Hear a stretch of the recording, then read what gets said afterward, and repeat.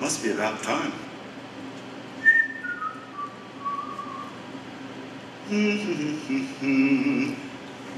Here's a howdy-do. Is it time? Yes, sir, Mr. I. They're ready. Oh boy, fun, fun, fun. I wonder if they'll get it. Get it, Mr. I? It, the show, GNS. It's all a put-on, a parody, a send-up. All of it, Mr. I? Sure, everything's a play on someone or something. Huh, what if I'm too good? They might think it's serious stuff. Not much chance of that, sir. Oh, good. Of course, there is a serious side to comedy. Comedy side to serious, too. You may be losing me, sir. Do we have the rings ready? What rings, Mr. I? To tell them when it's a joke. Ready with the rings, Mr. I. Maybe a little louder? Oh, no. Perfect rings, Mr. I. Okay.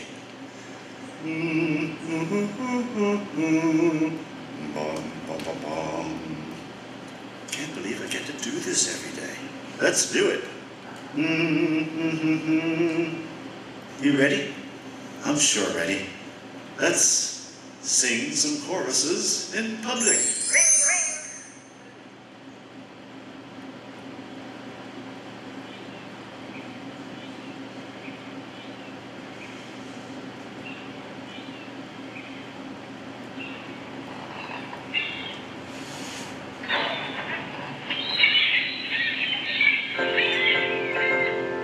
Now give 3 cheers, I'll lead the way. Hurrah, hurrah, hooray!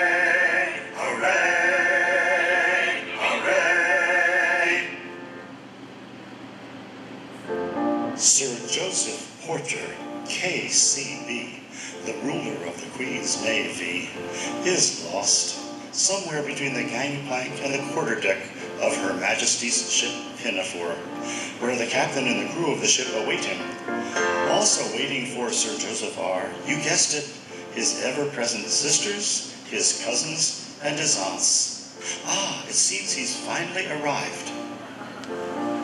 I am the monarch of the sea, the ruler of the Queen's Navy, of praise, great Britain loudly chaunts. And we are his sisters and his cousins and his aunts, his sisters and his cousins and his aunts. When at anchor here I ride, my bosom swells with pride, and I snap my finger to foemen's taunts. And so do his sisters and his cousins and his aunts, his sisters and his cousins and his aunts. But when the breezes blow, I generally go below and seek the seclusion that a cabin grants. And so do his sisters and his cousins and his aunts, and so do his sisters and his cousins and his aunts, his sisters and his cousins who he reckons by the dozens and his aunts.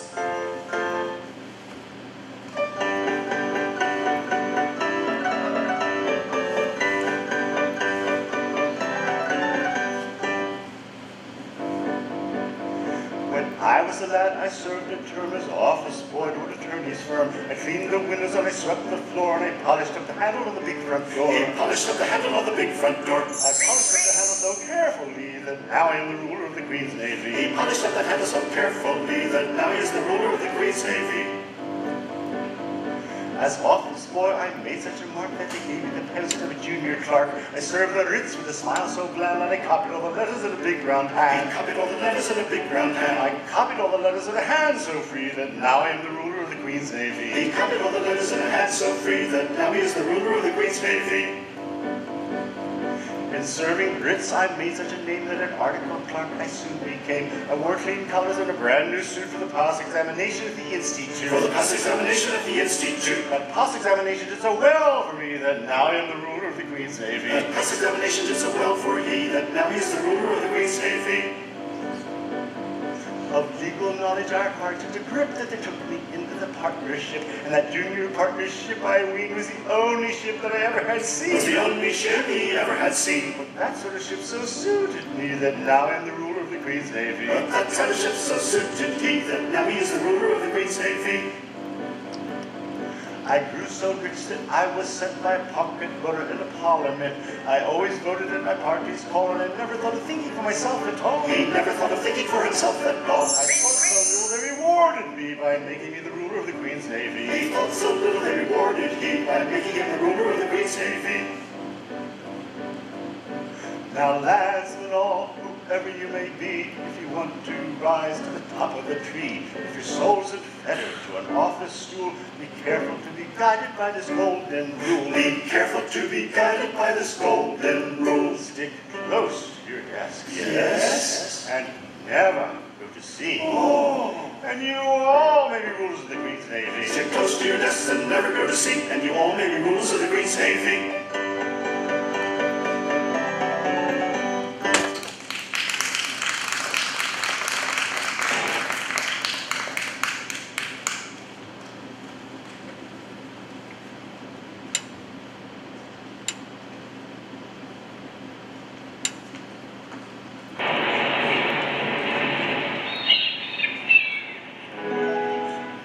Gallant crew, good morning.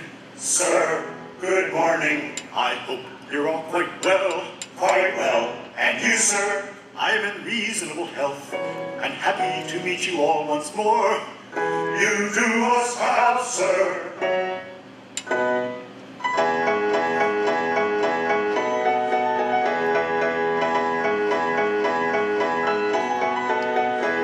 I am the captain of the Pinafore, and a right good captain too.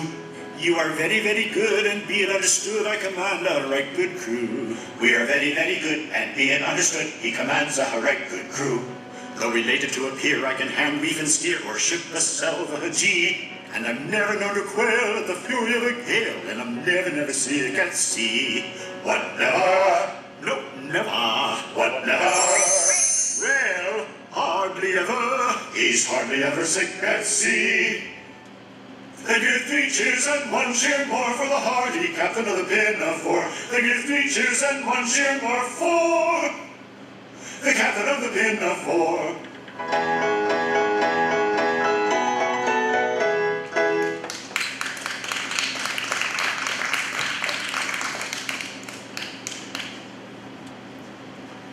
They give 3 cheers and 1 cheer more for the hardy captain of the Pinafore. They give 3 cheers and 1 cheer more for the captain of the Pinafore.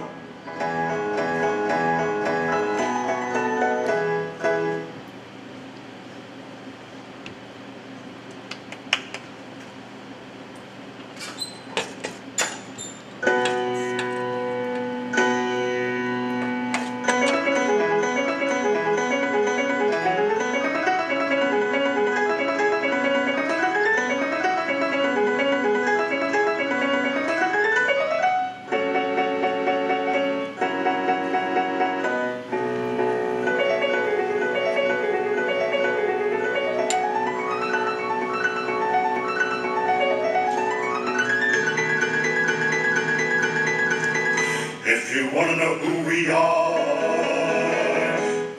gentlemen of Japan. Oh, many a vase and jar, oh, many a screen and fan. We figure in life we paint, our attitudes queer and quaint. You're wrong if you think it ain't. Oh.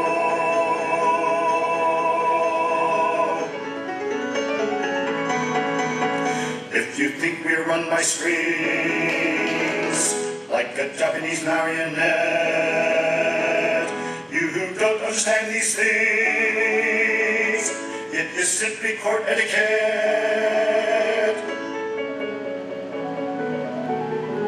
Perhaps you don't think this wrong, and keep it up all day long. If that's your idea, you're wrong. Oh, oh, if that's your idea, you're wrong. If you want to know who we are gentlemen of Japan. fuss and jar on, scream and fan on, many, many, many, many, many, many, many, many a jar. Oh, oh, oh, oh, on fuss and jar on, scream and fan.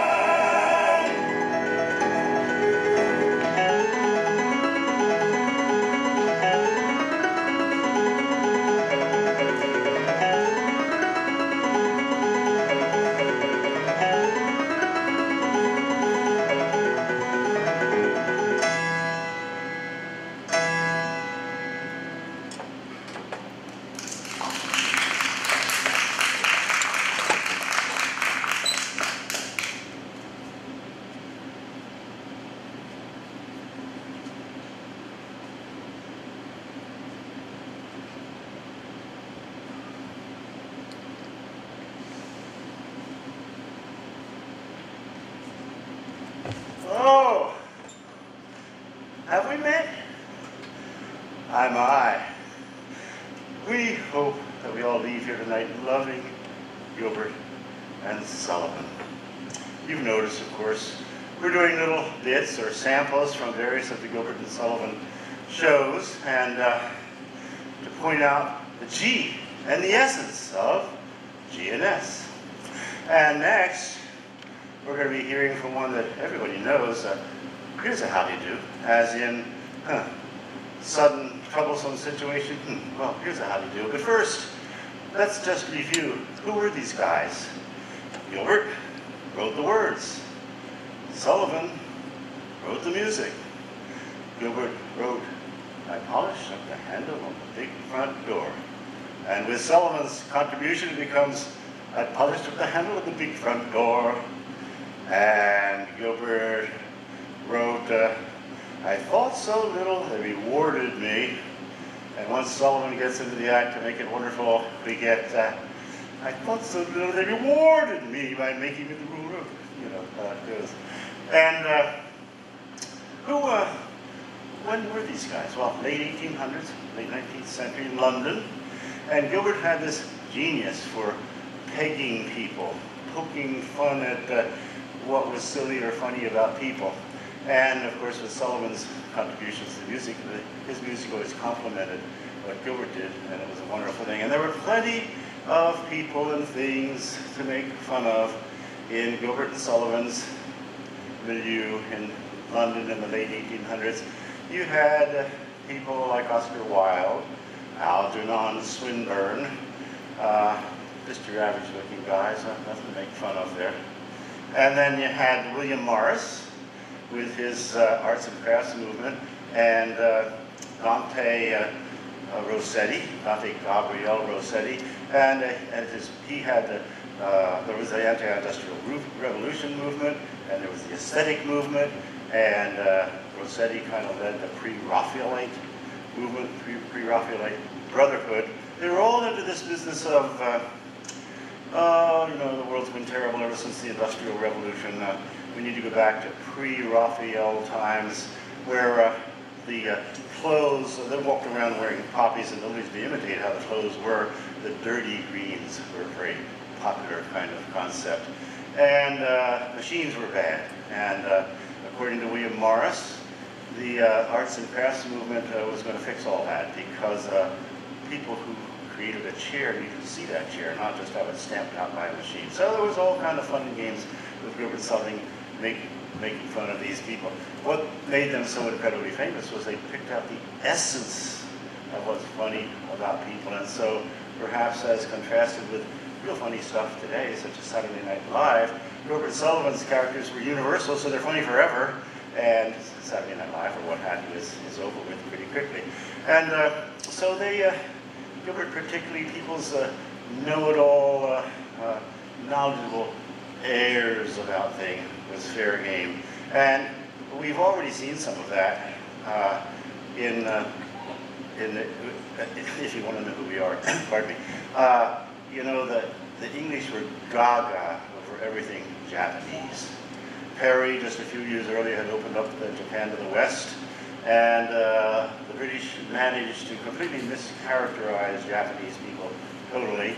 so that in every proper London drawing room would be a vase or a jar or a screen or a fan, and Gilbert didn't miss that, and poses and probable poses and so forth, and Sullivan's music. If you want to know who we are, it complemented it perfectly. And Gilbert even made up this myth about the Mikado, this evil, ruthless ruler of Japan. No truth to that whatsoever. So the thing that we like to focus on tonight is that their characterizations will last forever. And what they began back then in terms of stagecraft and all the essences that make a show good and repeatable and follow the rules exactly, whatever the script says, that was all new. And it's persisted right on down through Rodgers and Hammerstein and Cole Porter and Sondheim, and then we even like to think that the stand-up performers, Bing Crosby, whomever, all had elements of the kinds of rigidity of making sure you did the show right that Gilbert and Sullivan started, and even down to Justin Bieber and Katy Perry, all those people today. You can find elements of Gilbert and Sullivan, all of that. So going on now, three of their universal characters, Yum Yum, Nanky Poo, and Coco, with their business about here's a howdy do. So you see, in the Mikado, in 1885, there's this situation. Yum Yum has just learned that according to an ancient Japanese law, all Japanese wives must be buried alive with their executed husbands. She will be buried alive if she marries Nanky Poo, who has just agreed to be executed in a month in exchange for being able to be married to Yum Yum for a month. Yum Yum, not surprisingly, is having second thoughts about all of this business. And this would pose a real here's a howdy do for Nanky Poo, because if he's not going to get to be married to Yum Yum for a month, somehow getting beheaded in a month doesn't sound like such a good idea anymore. And this would pose a real here's a howdy do for Coco, the Lord High Executioner, because the poor little guy has been commanded by the Mikado to execute somebody in a month. And if Nanky Poo backs out of the volunteering to be beheaded job, Coco will have to, you can guess it, behead himself. So, surprise, they sing about it. Here's a howdy do, if I marry you. When your time has come to perish, then the maiden whom you cherish must be slaughtered too. Here's a howdy do, here's a howdy do. Here's a pretty mess, in a month or less. I must die without a wedding, let the bitter tears I'm shedding witness my distress. Here's a pretty mess, here's a pretty mess. Here's the state of things, to her life she clings. Matrimonial devotion doesn't seem to suit her notion, burial it brings. Here's the state of things, here's a pretty howdy do. Here's a pretty state of things, a pretty state of things. Here's a howdy do, here's a howdy do, here's a howdy do. For if what he says is true, I cannot marry you. Here's a pretty, pretty state of things. Here's a pretty howdy do.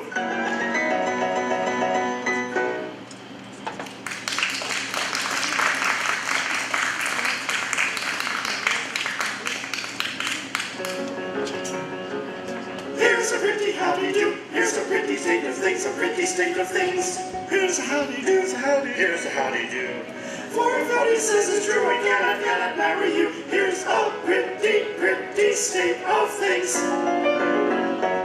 Here's a pretty howdy do.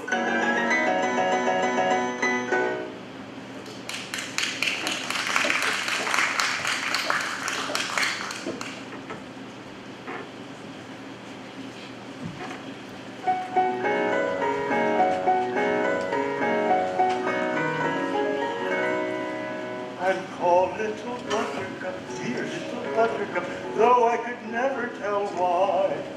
But still I'm called Buttercup, poor little Buttercup, sweet little Buttercup. I've snuffed and back in excellent jack, scissored, what is a knot? I've ribbons and laces to set off the faces of pretty young sweethearts and wives. So buy of your Buttercup, dear little Buttercup, sailors should never be shy.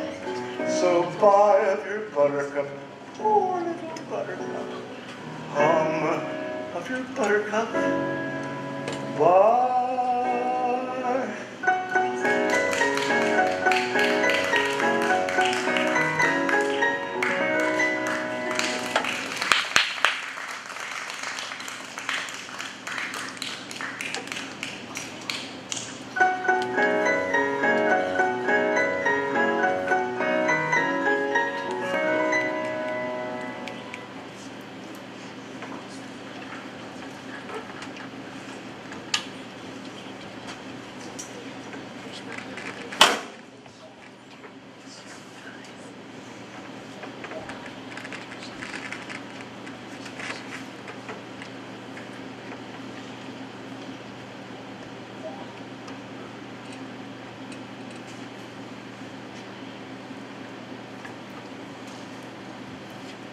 Two Victorian gay blades ventilating their vanities about life and the ladies. Call it Gilbertian trash talking.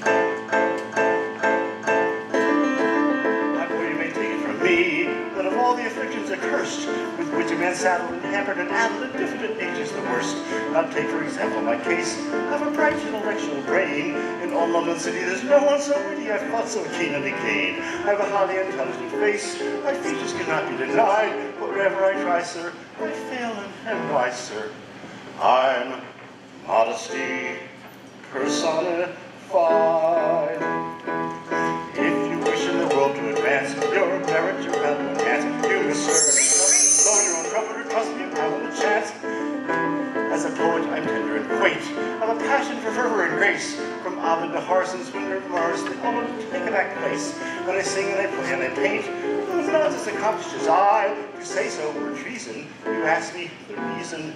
I'm modesty personified. If you wish in the world to advance your merit, you're bound to enhance. You must stir and stump and blow your own trumpet, or trust me, you'll come in a chance. If you wish in the world to advance your merit, you're bound to enhance. You must stir it and stump it and blow your own trumpet, or trust me, you haven't a chance. I go out the door, of damosels a score, while sighing and burning and clinging and yearning will follow me as before. I shall with cultured taste distinguish gems from paste, and high little diddle will rank as a niddle if I pronounce it chaste. A most intense young man, a soulful-eyed young man, an autopoetical, super aesthetical, out of the way young man.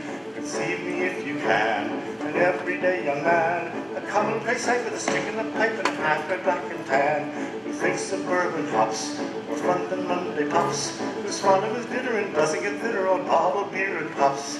A commonplace young man, a matter-of-fact young man, a steady and stolidly, jolly McCulley, everyday young man. Conceive me if you can, a Japanese young man, a very delectable, highly respectable foot in the grave young man, a pallid and thin young man, a haggard and light young man, a very delectable, highly respectable foot in the grave young man.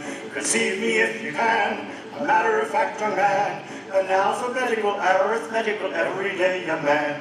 Conceive me if you can, a matter-of-fact young man, an alphabetical, arithmetical, everyday young man.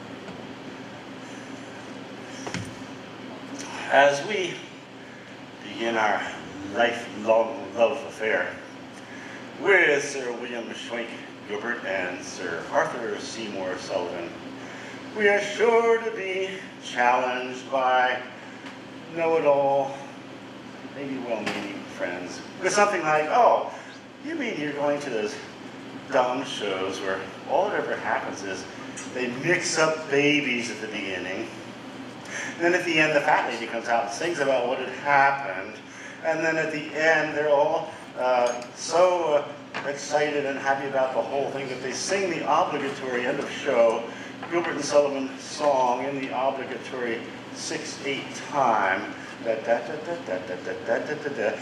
doing again the obligatory amateur show Gilbert and Sullivan shuffle that goes something like that. We're happy to be in the gay company of the right people, cheerful. We're no longer tearful.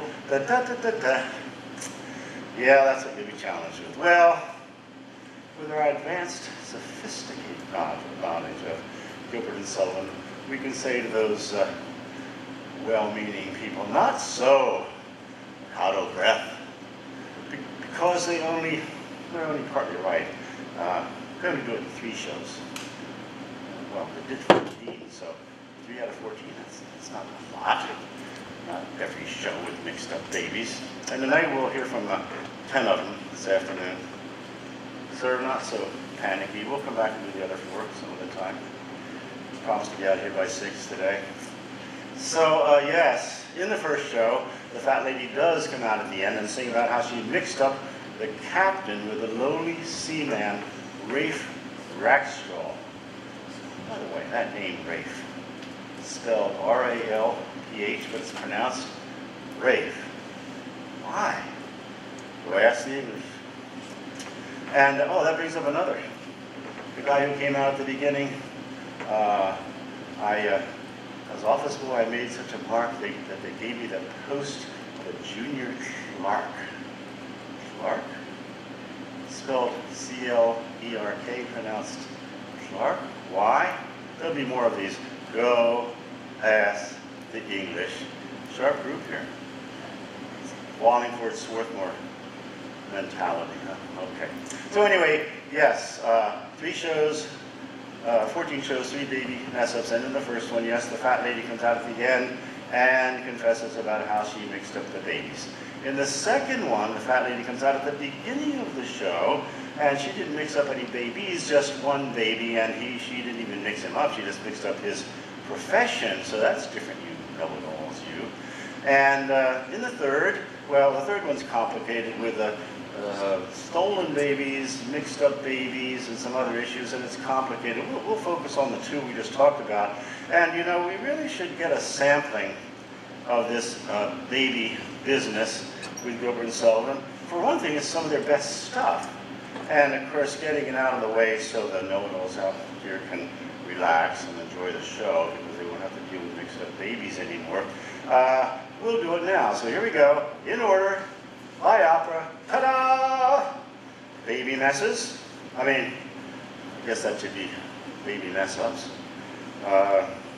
Maybe baby mix-ups would be better. And yes, at the first one we're going to see, the fat lady comes out at the end of the show and confesses how she mixed up the babies. And first we'll hear from our dear little buttercup with confession at end of show.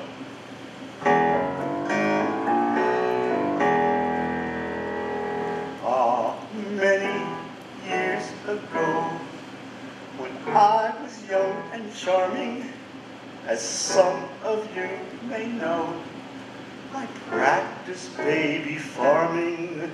Now this is most alarming. When she was young and charming, she practiced baby farming many years ago. To tender babes I nussed. She means nurse, but she sings it nussed because it has a rhyme and a minute with upper crust. To tender babes I nussed. One was of low condition, the other upper crust. Regular patrician. Now this is the position. One was of low condition, the other a patrician, many years ago.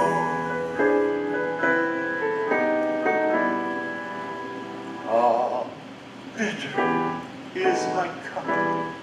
However could I do it? I mixed those children up, and not a creature knew it.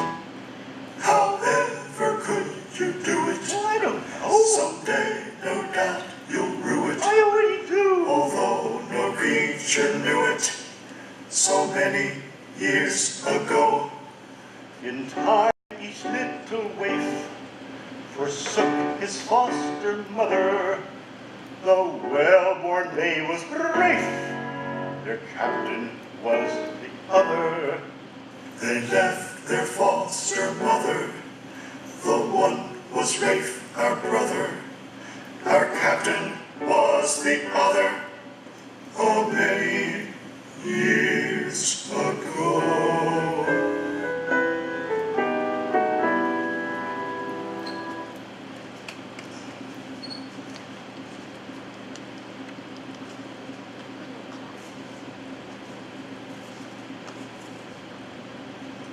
Now,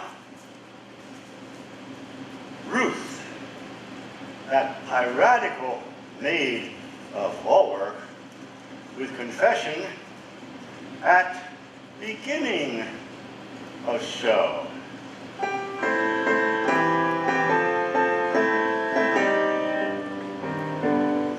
When Frederick was a little lad, he proved so brave and daring. His father thought he'd apprentice him to some career seafaring. I was, alas, his nursery maid, and thus it fell to my lot to take and bind the promising boy apprentice to a pilot. Life not bad for a hearty lad, but surely not a high lot. Oh, I'm a nurse, you might do worse than make your boy a pilot.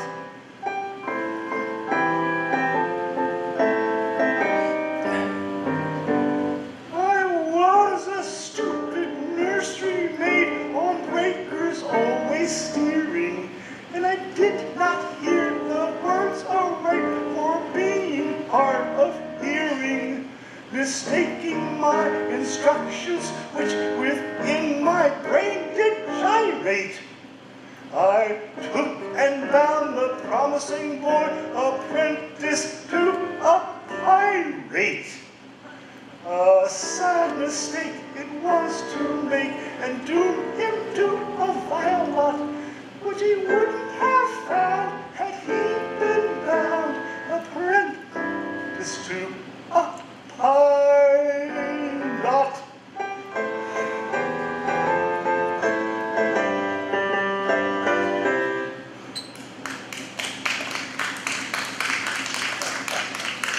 You know, it's hard to stay in character and not just laugh at these guys that Gilbert and Sullivan create. And we should stop and talk for a moment again about Gilbert and Sullivan and how they've become a part of our lives. You know, they're everywhere. And sometimes people, of course, often people don't know that it's come from Gilbert and Sullivan, such as here's a how do you do. But yeah, it's everywhere. In fact, in a high-rise building in Singapore or in Wallingford or Swarthmore, Pennsylvania, or wherever, if somebody comes across a very sudden, tough problem, they're going to say, well, here's a how do you do. And if somebody doesn't think he's getting along too well in his environment and complains about it, his friend's going to say, well, you're not assertive enough. You've got to stir it and stump it and blow your own trumpet.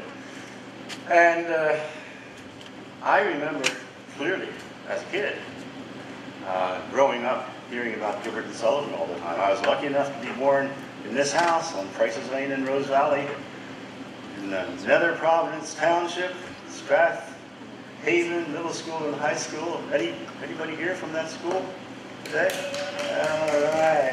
Yeah, I thought there might be somebody. Yeah, Gilbert and Sullivan was everywhere. My mom and pop moved out from Philadelphia in the late 1920s, joined the Rose Valley Chorus, and there you see them in the Pirates of Penzance in 1934, 2 years before I was I. And my mom on the left there, on the right to you, and she's one of General Stanley's daughters. And on your left, my father, who's the pirate at the very end there. And yes, you know, Rose Valley had been found. There's an interesting connection between GNS&I and Rose Valley, which is pretty much why GNS&I is GNS&I. That's why it happened. Will Price founded Rose Valley in 1907, and it was on the ideas of William Morris, the arts and crafts guy in the late 19th century.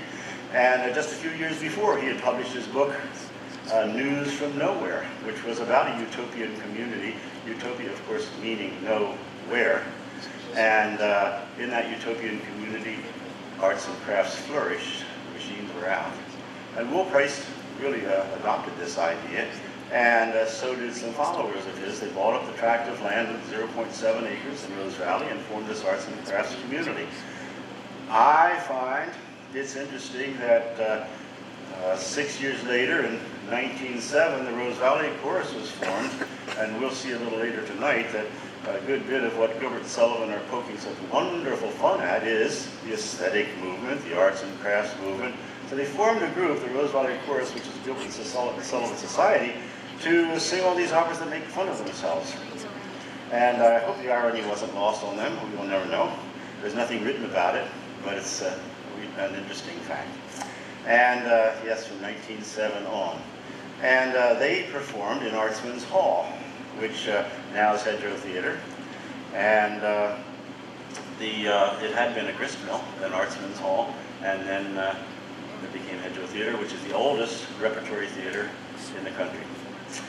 And moving on with a little bit about Rose Valley, we have the old mill, which was home to a lot of us for all sorts of events. And particularly on the right, you see my father on the right, I in the center, Fred Eckelmeyer. Does anybody remember Fred Eckelmeyer, who was the editor of the Chester Times, which is now the Delaware County Daily Times? And we're doing We Little Boys from School, Are We? Up there on that tiny stage. Is that up yet? Maybe we've had a breakdown. That might have been out of order. Who knows? Yeah. I think we had a computer occurrence here.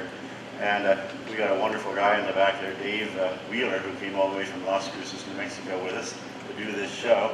And clearly something has happened, so we'll just talk here, and we'll have Q&A here in a minute. Take us some time. Yeah, we're going to see these photos in a minute. We'll see Hedgerow Theater. I don't know where it left off, of course, but Hedgerow Theater should be coming up here in a while. Somebody yell when it starts to get on track, and then I won't have to keep turning around. So in any event, yes, after I was going to talk about Hedgerow Theater, there's some more that happens. And, you know, all of us, anybody here from the class of 1954, Nether Providence High School? Yeah. All right. We're having, what is it, our 15th reunion? There's a picture coming up here, we hope. This has never happened before. Clearly, you know, Max can sometimes do things. It's technology. We need to go back to the arts and crafts, right? Technology will do this. I know it's Wheeler's not fault because he's faultless. So in any event, something happened there. Yeah, there's a picture coming up here of our kindergarten class in 1941 being read the night before Christmas by Myra Williams, our kindergarten teacher. We were down the road, down Brookhaven Road, turned left on Moore Road, and we used to call it Garden City Elementary. I'm sure it has a different name by now. I didn't check on that. And that picture was taken about 3 weeks before Pearl Harbor. Yeah, good. Getting help here. That picture was taken about 3 weeks before Pearl Harbor, if you can imagine how wonderful it was to be naive. And I'm not sure I appreciated the war till much older. When I say appreciated, you know, understood the significance. And so then we're not going to give away the next slides yet. But give me an estimate. Do we have any idea, Dave? Yeah. You know, we've been doing this show for quite some time. It's been 5 years in the making, and we actually premiered it in Las Cruces 2.5 years ago. And in all that time, nothing's ever gone wrong with this show as far as technology. And we created these screens by our wonderful costume lady, Terry, took blackout fabric and cut it, hemmed it to the right size, and our incredible stage guy, Ted Snyder, climbed up on a ladder that was too high for any human being to be on and was tippy and got a curtain up that was in the way and hung those things that are just hanging bits of cloth, because we in Las Cruces had 8 by 10 foot square, that's not square, 8 by 10 foot rectangular solid screens, and we shipped 10 boxes of stuff, large boxes, by Greyhound to get here, and we're hoping the hurricane allows us to get them back sometime in the next week. So I might have to do a little song and dance here without any music, and that can happen. Yeah, and then our dressers, you'll see more of, have done a wonderful. So all of together, 8 of us came from Las Cruces to do this. The video was done by a green screen, which probably most of you have heard of. So you haven't seen multiple characters on the screen yet, at least I think you haven't. And they would be videoed and then pieced together so that they're all on the screens at the same time. And my guess is that's the Mac's fault and not the projector's fault. Hey, we got Rafe, go ask the English. Let's see what we've done here. All right, Will Price, okay, we're getting there. We need to back up a little, Dave. I think we'll just go through this real quick. There's the old mill, 3 little boys from school. You've heard this before, if it sounds familiar. If it doesn't sound familiar, you were not listening. Next slide, please. Is it fixed now? Yeah, here we go. There's the kindergarten class, 1941. See, I don't lie. I promised you it would be there. And in the back, we're not going to identify each person, but I have to identify somebody who's really very special, so she deserves it. In the back, in front of all those boys in the center, is a little girl, J.D. Bertram, who painted these next pictures you're going to see of my house where I lived at the top of Rose. Aren't they gorgeous? Watercolors. Painted them, good work, Jane, in the house where I grew up in at the very top of Possum Hollow Hill. And then finally, I think we have one more here. I'm going to go discombobulated. Yeah, you know, in that house, this was the point of the whole monologue here. Sitting there in that dining room, if they were to ask that 7-year-old boy who had been around Gilbert Sullivan all of his life, if my mom were to say something totally obsequious, as mothers are wont to do, like, oh, Georgie's so wonderful, he never does anything wrong, my father would surely look up over that paper at me and say, what, never? And I would say, well, all right, hey, we got some Savoyards here, it sounds like, or Savoyards, you could say. What's a Savoyard or Savoyard? Well, in the 1880s, Richard Doyley Cart built a theater, the Savoy Theater, just for Gilbert and Sullivan to perform their operas in, and they formed a triumvirate. Gilbert, of course, is always characterized as the domineering one, so he's in the center and the other two on the side, Sullivan and Doyley Cart. And all of the Gilbert Sullivan operas were performed in this theater, and therefore Gilbert Sullivan operas are called the Savoy operas, and people like you are called Savoyards. So now you know.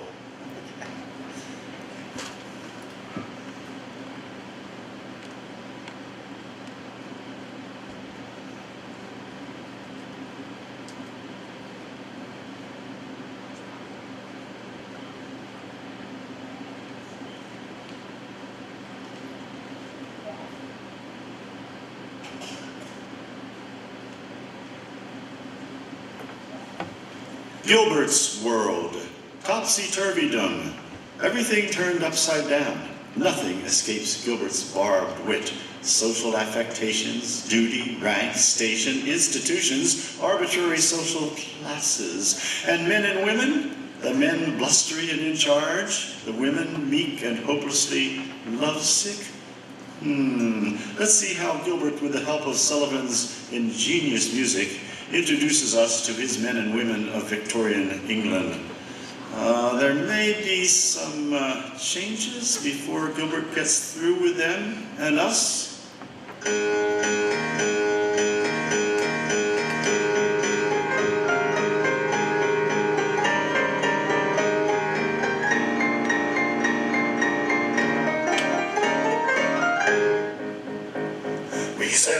ocean blue, and our saucy ships of beauty.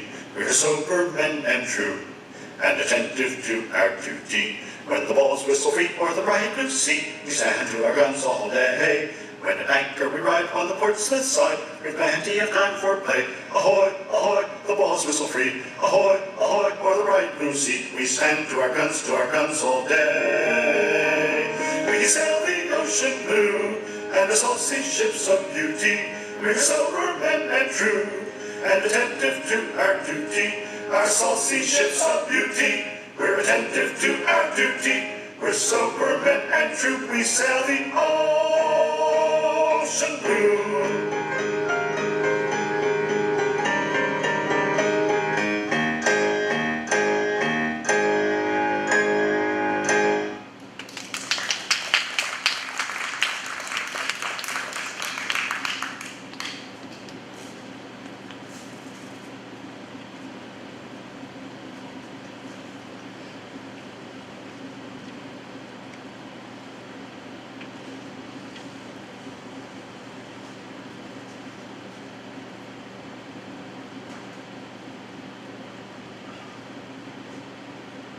Some more lusty brave men and their pirates.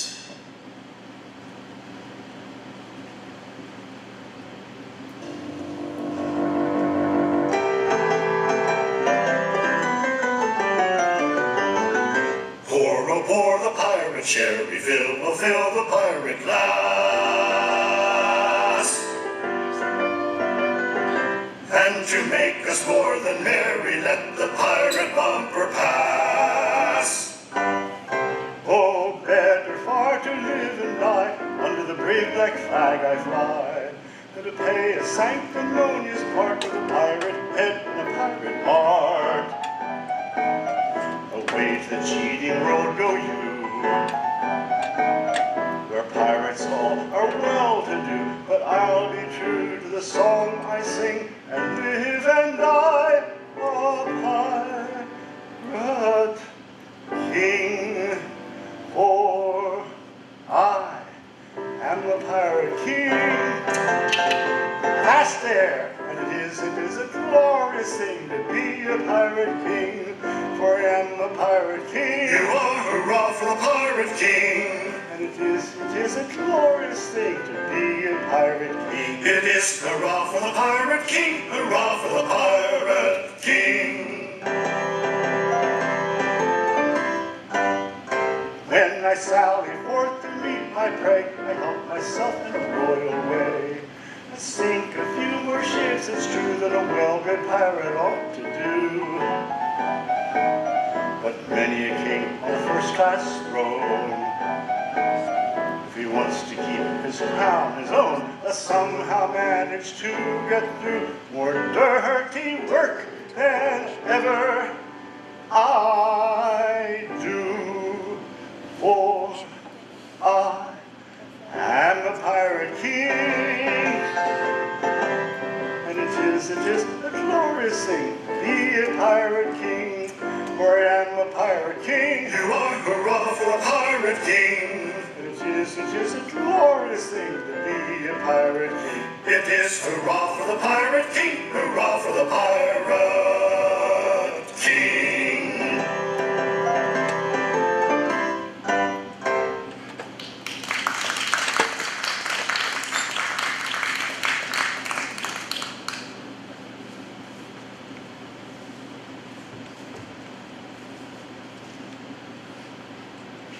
So, now, how do the ladies, the maidens, appear when we first see them in a GNS show?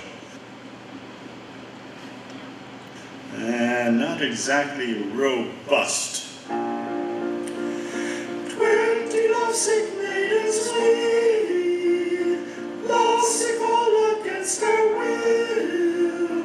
20 years hence we shall be, 20 lovesick maidens still. 20 lovesick maidens we, and we die for love of thee. 20 lovesick maidens we. Those were some hapless lovesick ones who mow and sigh. These next, they run around, or actually, because they're fairies, they flit. But same result, hapless and airheads. Tripping hither, tripping thither, nobody knows why or whither. We must dance and we must sing round about our fairy ring. We are dainty little fairies, ever singing, ever dancing. We indulge in our vagaries in a fashion most entrancing. If you ask the special function of our never-ceasing motion, we reply without compunction that we haven't any notion. No, we haven't any notion, any notion. Tripping hither, tripping thither, nobody knows why or whither. We must dance and we must sing round about our fairy.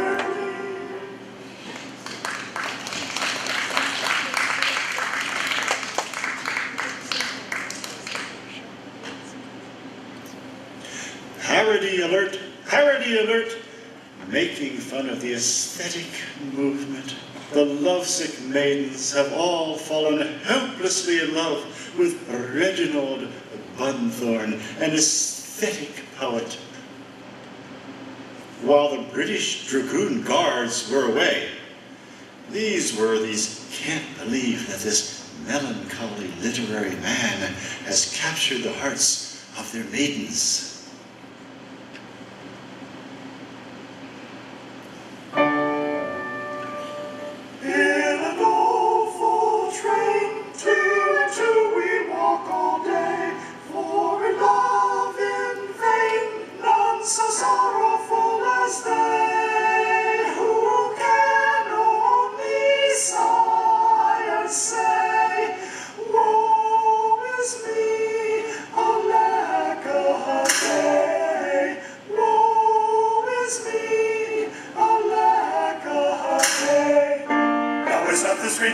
And is not this preposterous, a thorough-paced absurdity? Explain it if you can. Instead of rushing eagerly to cherish us and foster us, they all prefer this melancholy literary man.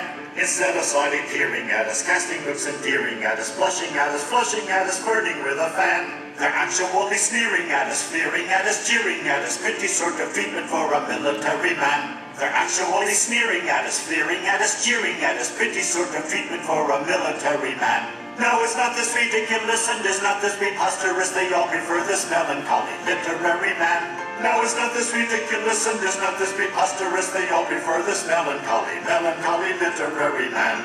Now it's not this ridiculous and is not this preposterous.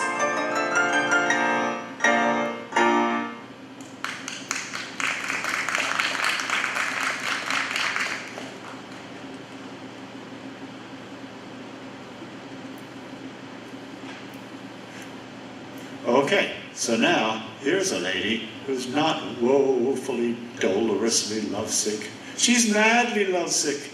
Mad Margaret, she's mad. She's had love and has had it wrested away from her. Poor thing.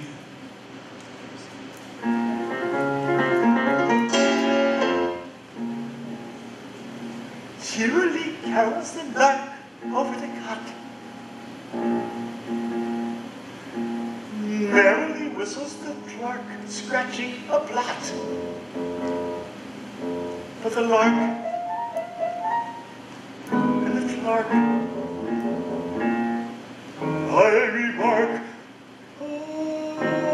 comfort me not.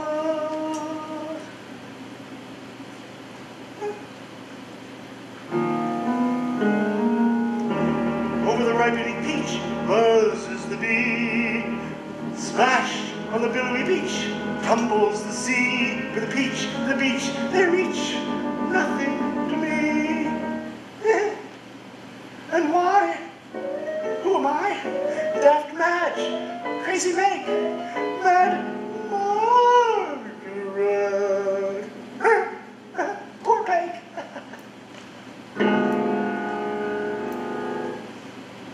Mad, I, yes, very, but why mystery?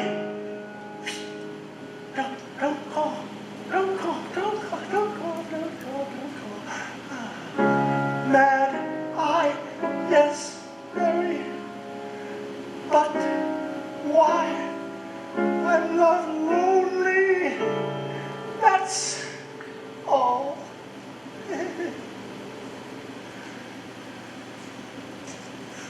A maiden, and in tears. Can I do aught to soften my sorrow? This apple?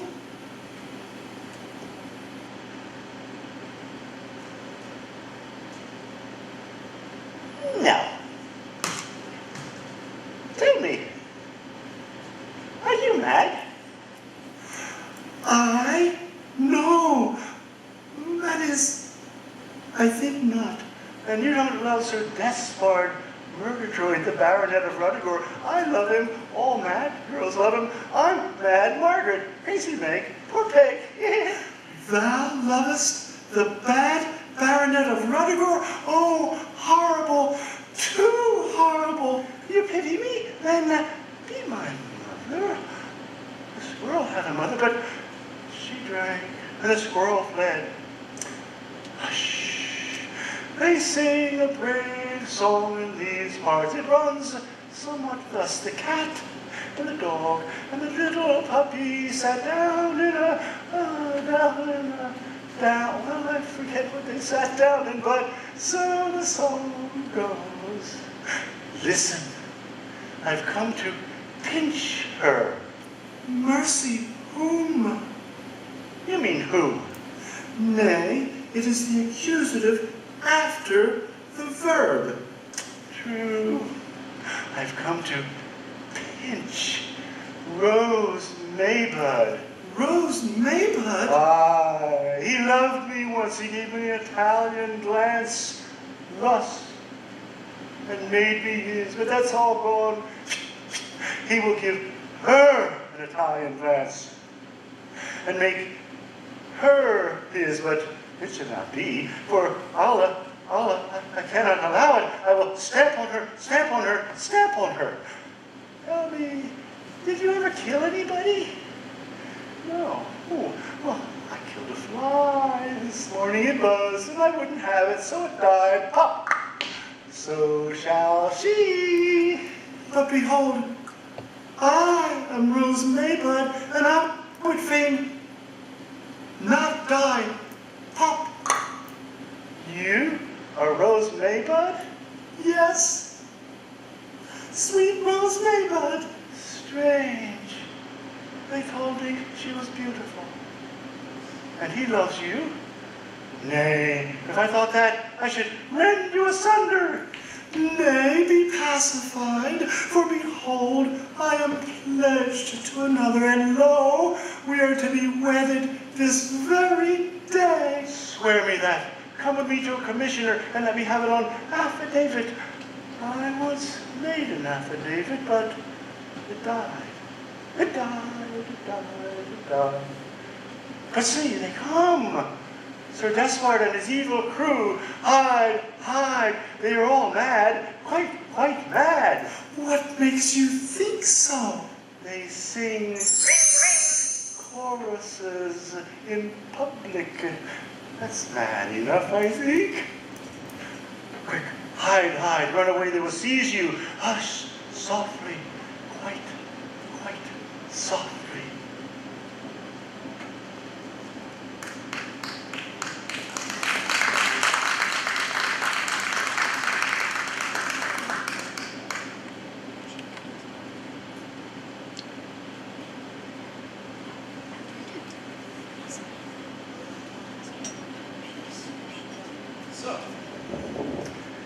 So, the bad Baronet of Ruthergore.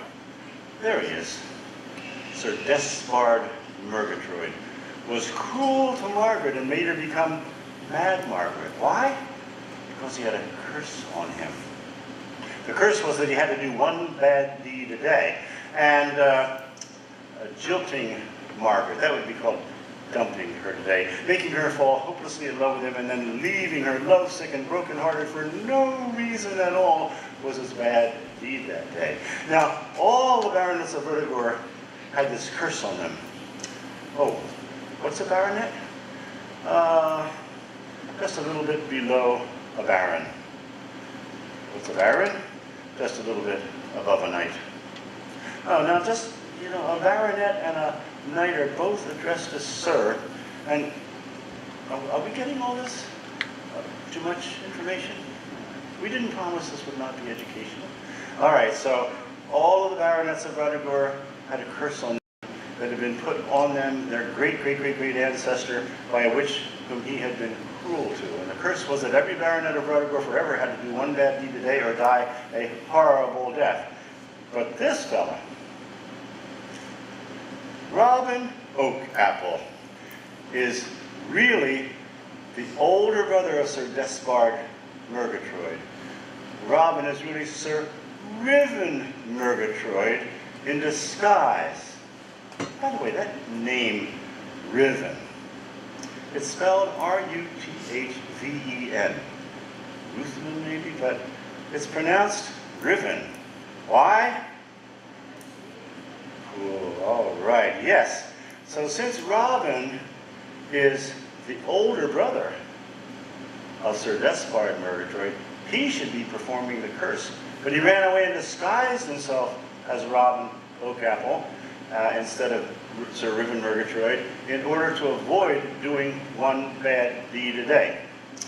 Now he's been discovered.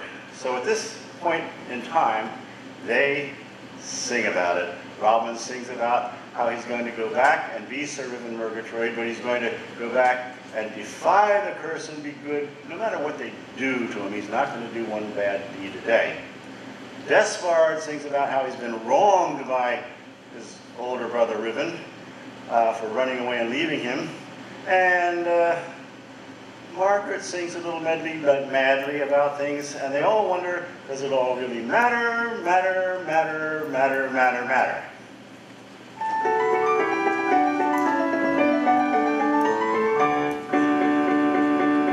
My eyes are fully open to my office situation. I shall go once to Roderick and make him a narration. I shall tell him I've recovered my forgotten royal sense, and I don't have this hazy, cranny consequence. And I do in the parish, it's sort of by the dagger. And a word of me and bones, a little pardon of a swagger, and a word or two compliment my vanity would flatter, but I've got kind of more, so it really doesn't matter. So it really doesn't matter. So it really doesn't matter. So it really doesn't matter. So it really doesn't matter. So it really doesn't matter. So it really doesn't matter. So it really doesn't matter. If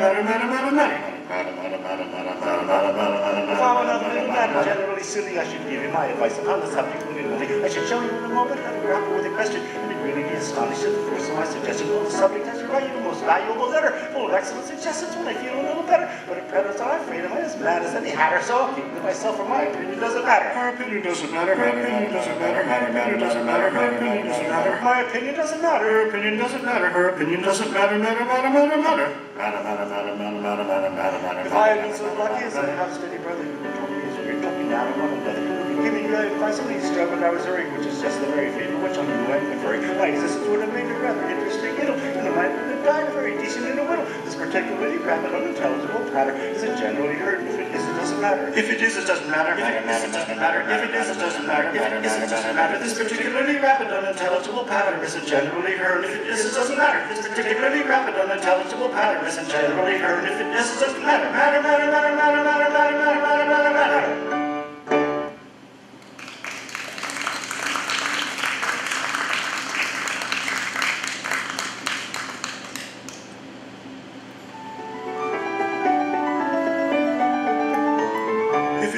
Matter. If it is, it doesn't matter. If it is, it doesn't matter. If it is, it doesn't matter. If it is, it doesn't matter. This particularly rapid, unintelligible patter isn't generally heard. And if it is, it doesn't matter. This particularly rapid, unintelligible patter isn't generally heard. And if it is, it doesn't matter.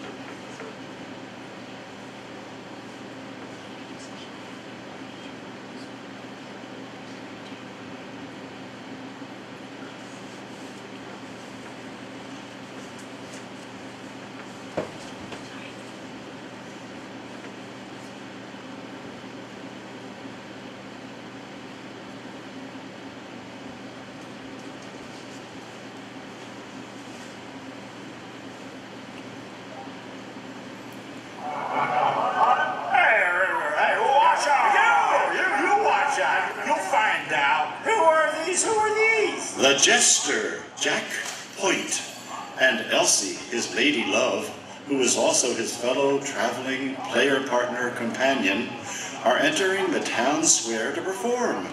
They are greeted by an unwelcoming and hostile crowd of ruffians. He says they'll make us laugh. A man and a woman. Laugh, laugh, laugh, laugh. He won't make me laugh. Who wants a jester? I wants me dinner. Here's a man of jollity, jibe, joke, jollify.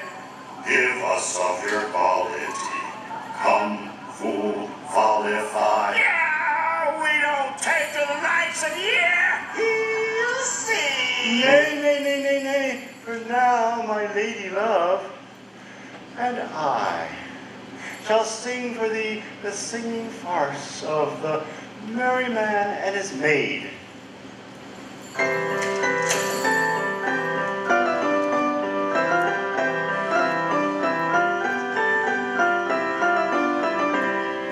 I have a song to sing, oh, Sing me your song, oh. It is sung to the moon by lovelorn noon who fled from the mocking throng. Oh, the song of a merry man moping mum, whose soul was sad, whose glance was glum, who sipped no sup and who craved no crumb, as he sighed for the love of a lady. Hey, hey, misery me, like a lady. He sipped no sup and he craved no crumb, as he sighed for the love of a lady.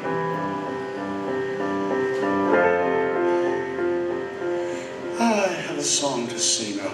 What is your song, oh? It is sung with the ring of the song maid sing, who love with a love life long, oh. It's a song of a merry maid, purely proud, who loved a lord, and who laughed aloud at the moan of the merry man moping mum, whose soul was sad, and whose glance was glum, and who sipped no sup, and who craved no crumb, as he sighed for the love of a lady. Heidi, Heidi, misery me, lack-a-day-dee. He sipped no sup, and he craved no crumb, as he sighed for the love of a lady.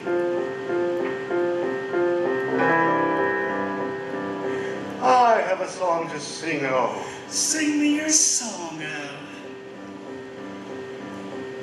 It is rung to the knell of a churchyard bell and a doleful dirge ding dong. Oh, the song of a popinjay bravely born, who turned up his noble nose with scorn at the humble merry maid clearly proud, who loved a lord and laughed aloud at the moan of the merry man moping mum, whose soul was sad and his glance was glum, who sipped no sup and who craved no crumb, as he sighed for the love of a lady. Lady, lady, misery me, like a lady. He sipped no sup and he craved no crumb, as he sighed for the love of a lady.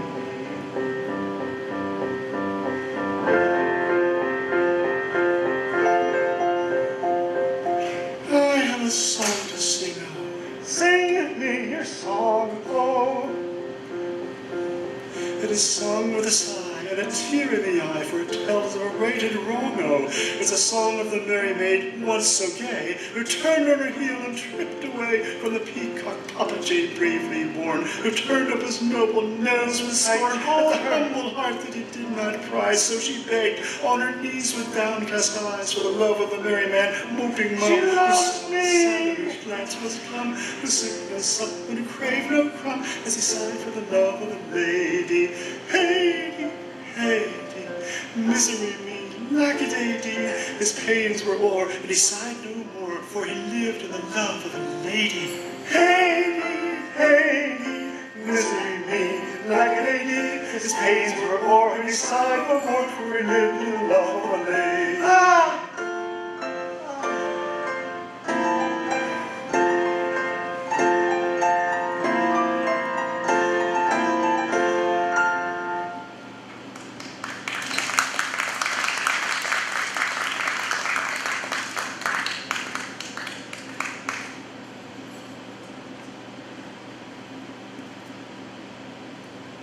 Oh, that's so sad, Mr. I. Yeah. Did that really happen?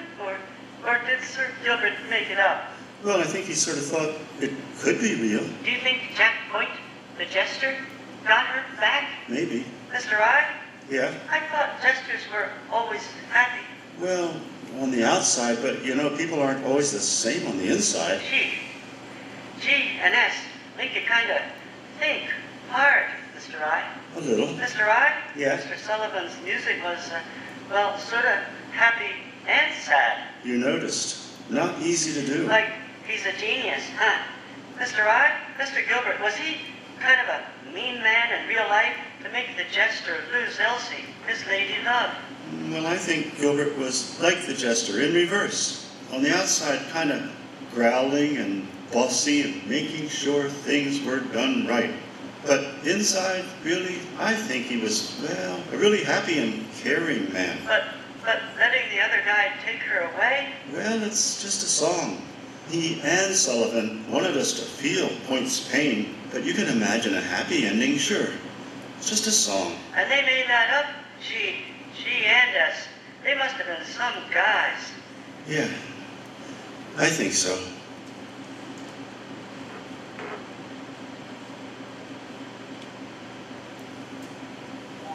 Sullivan don't like me. I just want to make sure he gets it right. Where is he now? Where's this eye guy? You! Are you he, the eye guy?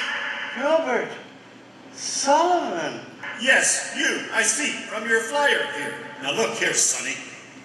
Are you gonna misplay one of my best characters, Dick Deadeye from HMS Pinafore? Sir, Gilbert, here? Sullivan? Look here, Sonny, I'm talking. Don't be afraid of him, young man. His bark is more than his bite. He's a bit of a stickler for character integrity. Yeah, they always play Dick Deadeye like he's mean. Yeah, like they say I am. I have everybody fooled. But he's not mean. He's ugly, he's coarse, and they hate him for it. But he means well. Big-hearted. Teddy bear inside, like I am. Oh, sir. He tells the captain that his daughter's running off with Rafe Rackstraw because he knows it's not right. Not because he's mean. He means well. Make him ugly, but benevolent. Oh, sir, I would never make him mean. I love Dick Deadeye. I love all your great characters. I do him, I think, well, but he's off tonight. I mean, he'll be off because we don't have anybody here tonight to do the captain in Dick Deadeye's song.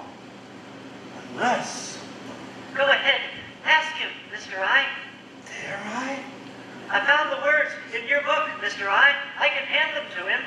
Unless, sir, you could fill in and be the captain in Dick Deadeye's song, Kind Captain, I have important information? The last time I stood in for a charity benefit was as the court bailiff in Trial by Jury in 1886. I read about that. And I don't sing. He can't sing. It's awful. You're stuck, huh? And you'll do Dick Deadeye sensitively? I try, sir, with all of your great characters. I do him, I think, well.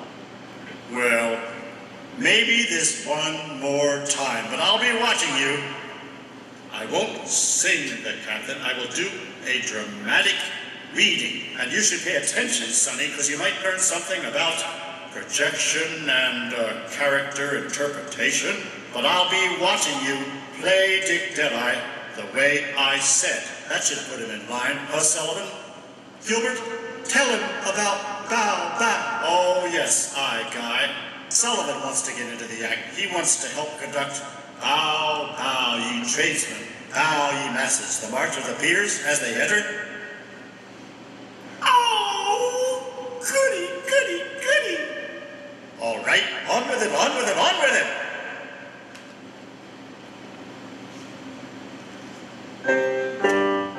I'm Captain, I've important information. See me the merry maiden and the tar, about a certain intimate relation. See me the merry maiden and the tar. the merry, merry maiden, the merry maiden, sing hey, the merry maiden, and the tar. Good fellow, in conundrums you are speaking. Sing hey, the mystic sailor that you are. The answer to the veiling I am seeking. Sing hey, the merry maiden and the tar. The merry, merry maiden, the merry, merry maiden, sing hey, the merry maiden and the tar. Kind captain, your young lady is a sighing. Sing hey, the kind commander that you are. This very night with Rackstraw to be flying. See hey, the merry maiden and the tar. The merry, merry maiden, the merry, merry maiden, the much too merry maiden, and the tar. Good fellow, you have given timely warning. See hey, the thoughtful sailor that you are. I'll talk to Master Rackstraw in the morning. In the morning, the cat and nine tails and the tar. Look up your little late. The merry cat and nine tails, the merry cat and nine tails, the merry cat and nine tails, and the tar.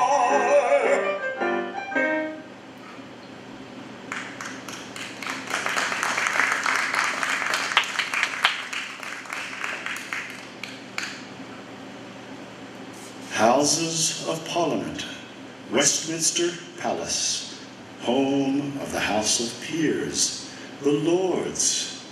Oh, what fun! G&S, gently mocking the British hereditary peerage. Oh, and we will play a part. We lower middle classes, we tradesmen and masses. No less a personage than Sir Gilbert himself will direct us when it is time for us to stand and bow, bow, bow as the lordly procession passes by us. Me too, Mr. I? Yes, you too. When Gilbert tells us, Mr. I? Yes, when Gilbert directs us, we'll all stand and bow, bow, bow.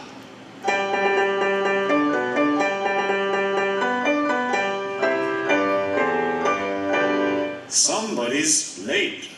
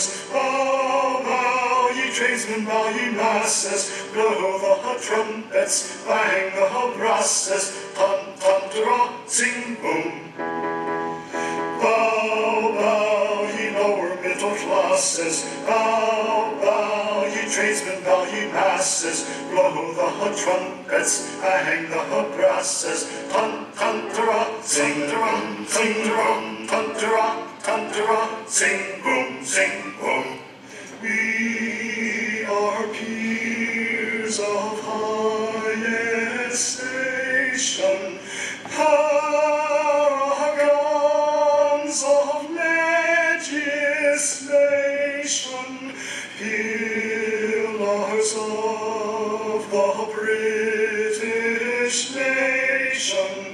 Ton-ton-ta-ra, ton-ta-ra, sing boom, ton-ta-ra, sing boom.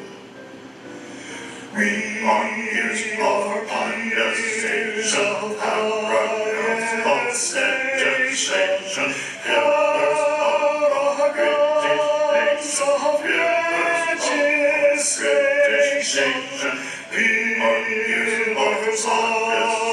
of British nation, ton-ton-ta-ra, ton-ta-ra, sing boom, ton-ta-ra, ton-ta-ra, sing boom.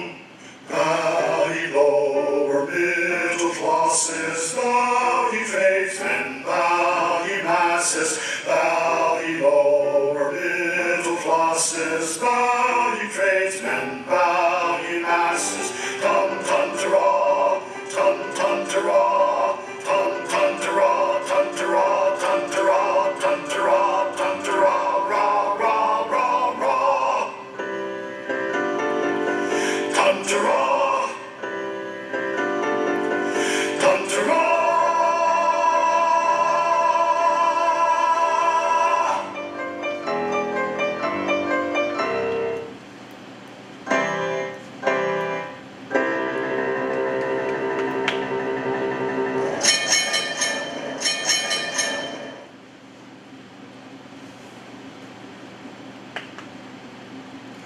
Does the GNS and I, costume designer, herein give new meaning to thinking inside the box? You mean outside, Mr. I? No, inside.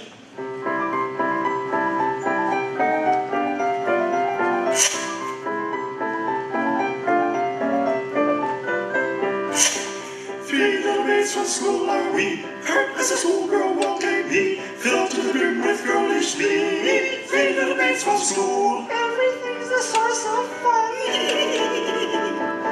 Nobody's safe, or be careful, no. Life is a joke that's just begun. three little maids from school. Three little maids who all unweary come from a ladies' seminary, free from its genius to Larry. Three little maids from school. Three little maids from school.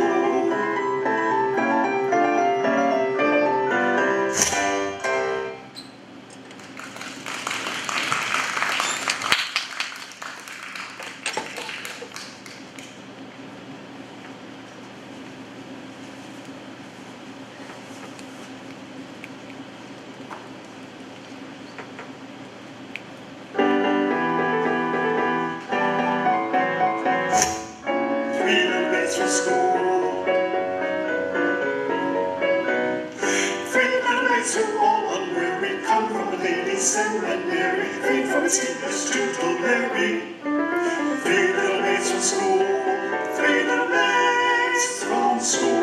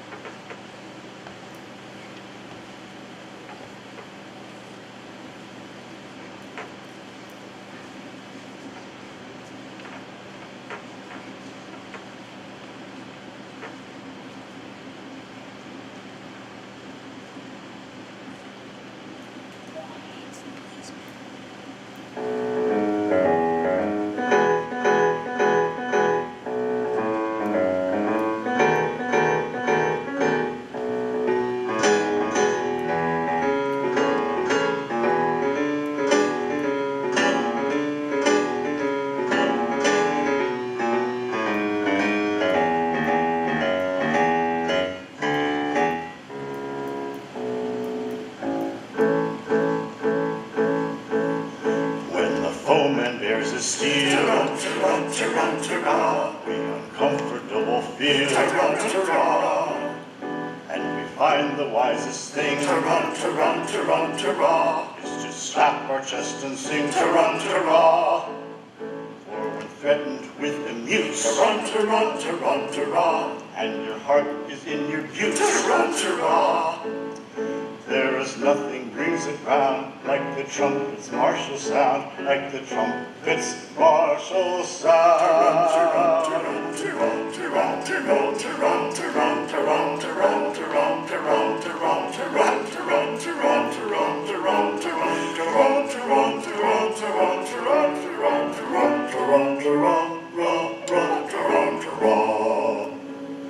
Go, ye heroes, go to glory, go, ye heroes, go and die.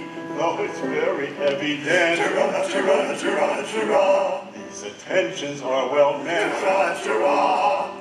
Such expressions don't appear. Calculated men to cheer, who are going to meet their fate in a highly nervous state. But perhaps it might be wise not to carp or criticize. Go and do your best endeavor, go to glory and the grave. We observe to greatest stress on the risks that's on us fresh, and of evidence a lack of our chance of coming back.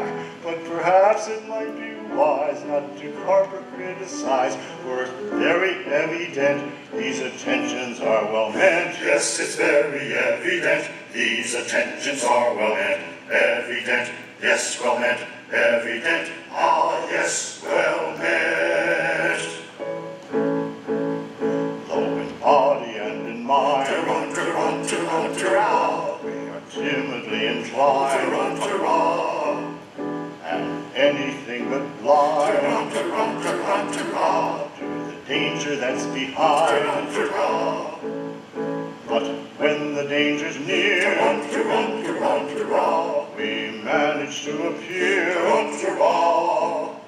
as insensible to fear as anybody here, as anybody here.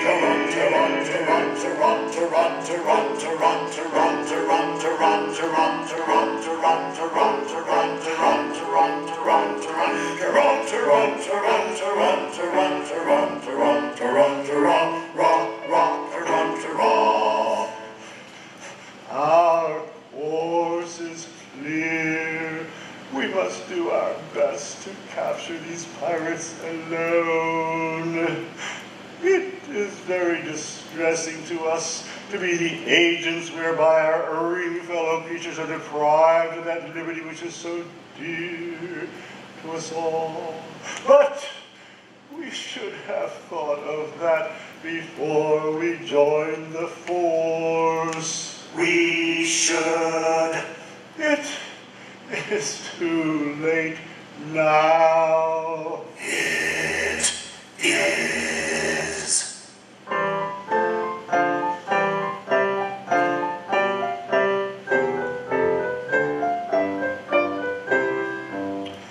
When a felon's not engaged in his employment, or maturing his felonious little plans, his capacity for innocent enjoyment, is just as great as any honest man. Our feelings we with difficulty smother, when constabulary duties to be done. I'll take one consideration with another. A policeman's lot is not a happy one. When constabulary duties to be done, a policeman's lot is not an happy one.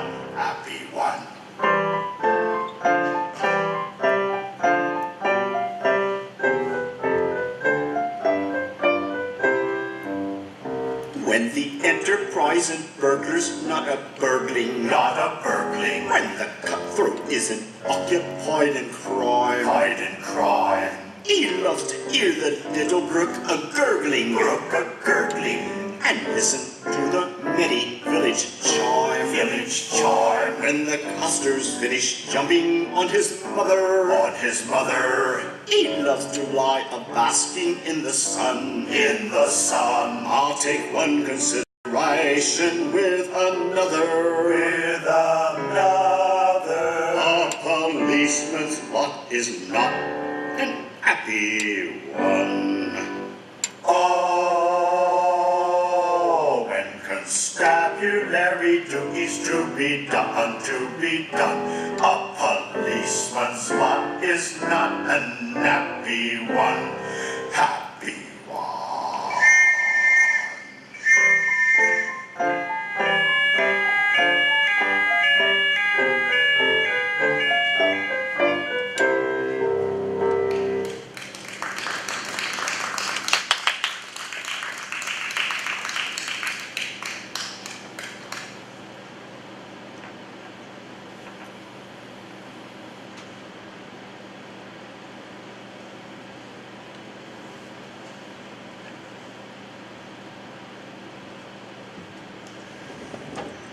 Ah, those words.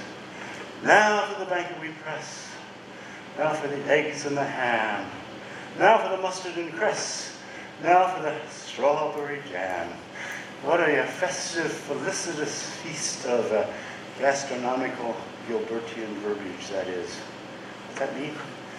Well, now for the tea of our host. Now for the rollicking bun. That's what it means, a festive feast of Gilbertian verbiage. Now for the muffin and toast. And now for the gay Sally Lunn. Well, what this does takes me back to 1945 when I was an 8-year-old and the Rose Valley Chorus was doing The Sorcerer. And all that spring I'd hear my mom singing those words. And all the while she'd be getting things ready. This tablecloth, she was making cross-stitching pictures of all those kinds of fruits on the tablecloth because the cast party was always at the Jardin House. And of course I'd hear my father singing it, my sisters. And you know, what a wonderful thing to hear. No TV, probably virtually no radio. And hearing these thoughts about a festive, wonderful time, a concept of lovely people who loved each other and were doing wonderful things and expressed with such imagery and so forth. Now for the banquet we press. And you know, to an 8-year-old boy, isn't pressing your mom ironing? Well, so I learned a word. Press forward. I mean, it's not open the door, we're going to McDonald's. It's press forward as a group to enjoy each other's company. And all that imagery was so wonderful. And to a little boy growing up, that was something. And you know, it was kind of evident that my parents, along with many others at that time, had gone through the Depression where nobody had any money, and they made their own fun. They didn't go to stuff, they didn't watch TV, they got together and did wholesome, fun, lovely things together, and this reflects all that. This is the song that kind of does it.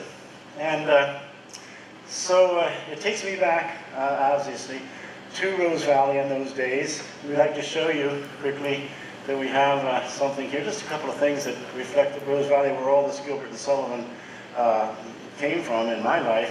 And the Savonarola chair was crafted in 1910 down there in the old mill, or at least something quite near to it as part of the arts and craft movement. And then we have a slide coming of our hero, my hero, and some of the members of the class of 1954 knew Purdue Cleaver, who did all the Grossmith, the George Grossmith roles in Gilbert and Sullivan. George Grossmith created the roles in the 1880s, and then famous people like Martin Green and John Reed did them through the 20s, through the 70s. And so he was our hero, my hero at least, and his actions have stuck with me all these years. And then on the right, my father and I made that poster on the silkscreen on our dining room table. And last, we have a slide which kind of typifies the Jardins, my mom, my pop, in Avalon. Ahoy. Always clowning, always theatrical. So this song just takes me back to a So time. this is your favorite song, Mr. I? Oh, that guy, Smithers. I call him Smithers. If anybody wants to start a contest what we should name this guy, but I think Smithers kind of works for him. Yeah, Smithers and I had this conversation. So this is your favorite song, Mr. I? Well, it's special to me. Special, Mr. I? Well, the magic of those words, the spell they cast, the call to a higher sense of language, of sensibility. Losing me, Mr. I. They're redolent of a time, a place of innocence, of wonder, of no limits, no impediments, of... Maybe we need the music, Mr. I? Mr. I? Yeah. Could you teach us, Mr. I? I mean, everybody sing it, Mr. I. We get it then. Yeah, fun. We'll get everybody going. Now for the bacon we press, now for the eggs and the ham. They'll all get excited. Cool, fun. That's what we will do. You get your chance here, all right? You just listen to the music and sing those words. You're going to be cool. And there's a real cool part at the end where this half of the audience has to go, jam, and that part has to go, bun, and this jam, bun, and then they switch. And you guys go, bun, jam, switch. Okay, so here we go, now to the back of we press. Now to the bacon we press, now for the eggs and the ham. Now for the mustard and cress, now for the strawberry jam. Now for the tea of our hoes, now for the rollicking bun. Now for the muffin and toast, and now for the gay Sally Lunn. Now for the muffin and toast, and now for the gay Sally Lunn. The eggs and the ham and the strawberry jam, and the rollicking bun and the gay Sally Lunn. The eggs and the ham and the strawberry jam, and the rollicking bun and the gay Sally Lunn. The eggs and the ham and the strawberry jam, and the rollicking bun. The rollicking bun and the gay Sally Lunn, and the strawberry jam, bun. Oh, the strawberry jam, bun. Oh, the rollicking bun.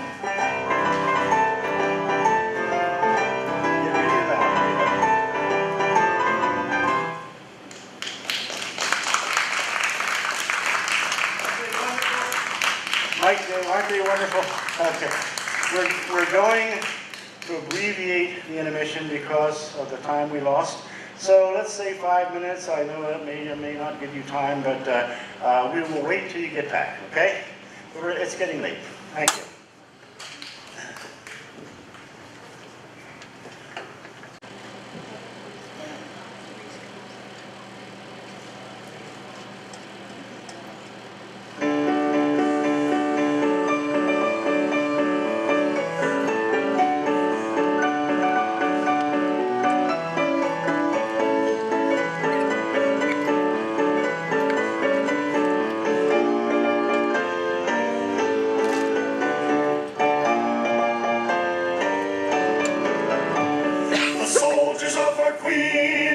In friendly tether, upon the battle scene, they fight the foe together. Their every mother's son, prepared to fight and fall, is the enemy of one, the enemy of all is the enemy of one, the enemy of all is.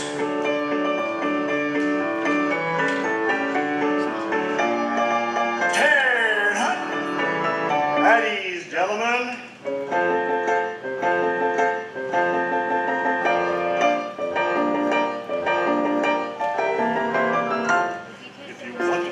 That popular mystery known to the world as the Heavy Dragoon. Yes.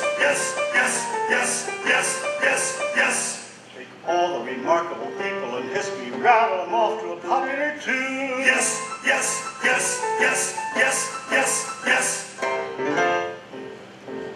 The pluck of Lord Nelson aboard of the Victory, genius of Bismarck devising a plan, the humor of fielding which sounds contradictory, coolness of Paget about to Japan.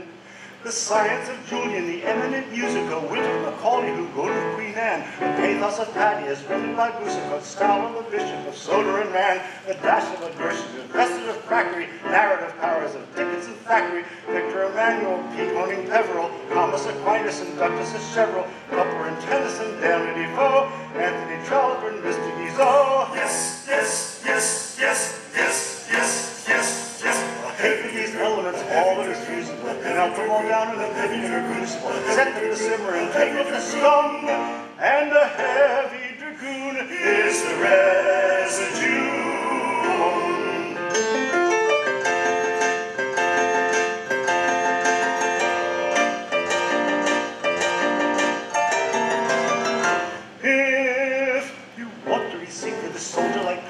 Get at the wealth of the Tsar if you can, the family pride of a Spaniard from Aragon, force of Mephisto pronouncing a ban. The smack of Lord Waterford, restless and rollicky, Schreiber of Roderick, heading his clan, the keen penetration of Paddington Pollocky, grace of the Nautilus, gone in a van, the genius strategic of Caesar or Hannibal, skill of Sir Garnet, and thrashing a cannibal, flavor of Hamlet, the stranger a touch of him, little of Manfred, but not very much of him, Beadle of Burlington, Brixton Shaw, Mr. Micawber and Madame Tussaud. Yes, yes, yes, yes, yes, yes, yes, yes. Heavy these elements, all that is usable, melt them all down in a particular crucible, set them to simmer in a heavy dragoon, and a heavy dragoon is the residue.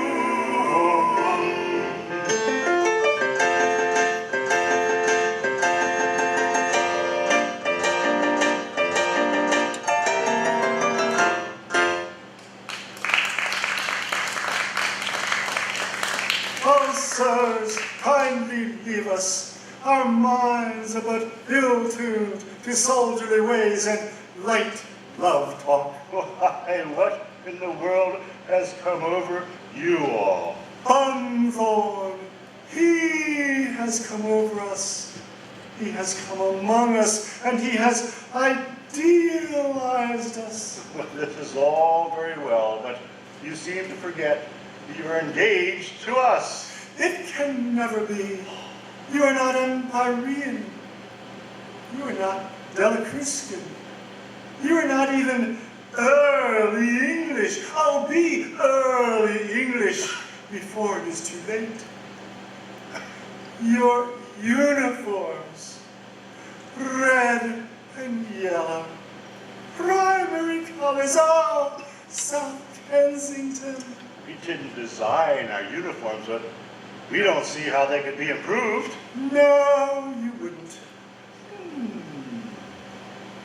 There is a cobwebby gray velvet with a tender bloom, like cold gravy, which if made Florentine 14th century, trimmed with Venetian leather and Spanish altar lace, and mounted with something Japanese, it matters not what, would at least be early English. Come, maidens, to contemplate. Let us anigh. 20 maidens we, love sing all against our will. Gentlemen, this is an insult to the British uniform. A uniform which has been as successful in the courts of Venus as on the fields of Mars.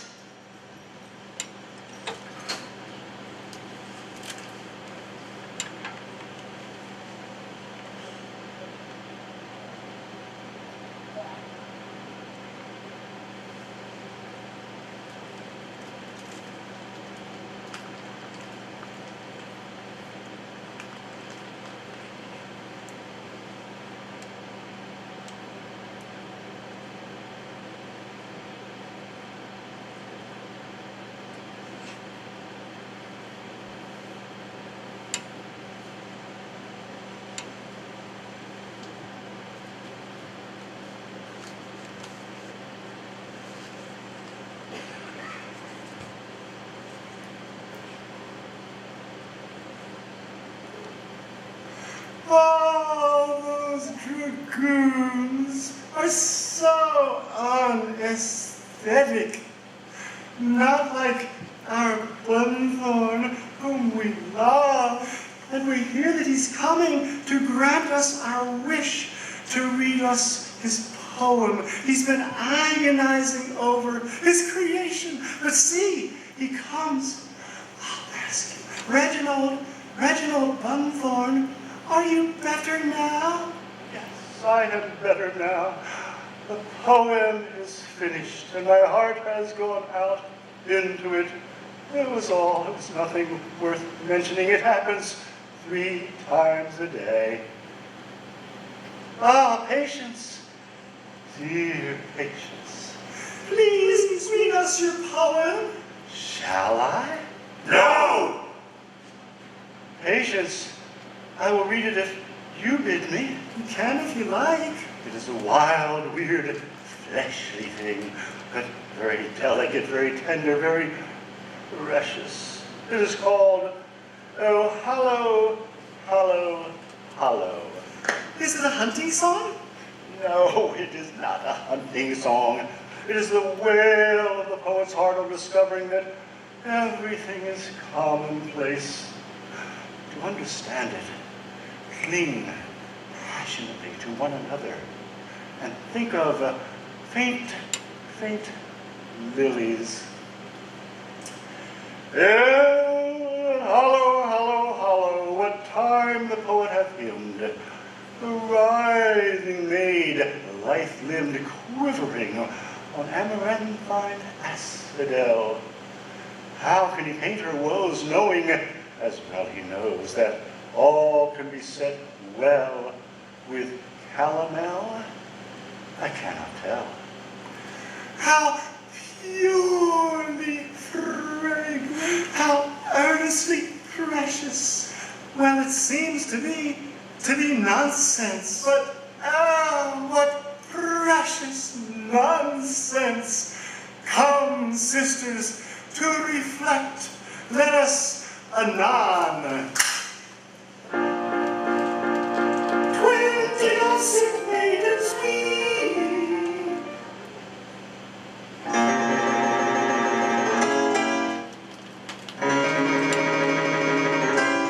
Am I alone and unobserved?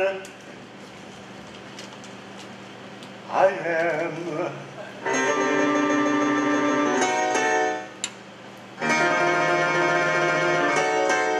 Then let me own I'm an aesthetic sham.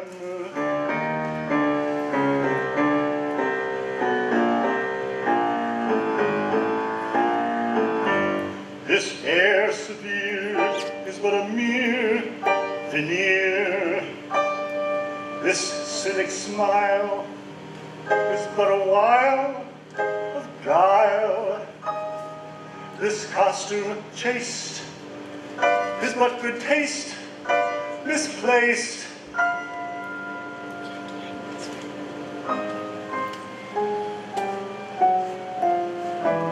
Let me confess, a languid love of lilies does not blight me. Lank limbs and haggard cheeks do not delight me. I am not fond of dirty greens by any means. I do not long for all one sees that's Japanese. I am not fond of uttering platitudes in stained glass attitudes. In short, my medievalism is affectation, born of a morbid love of admiration.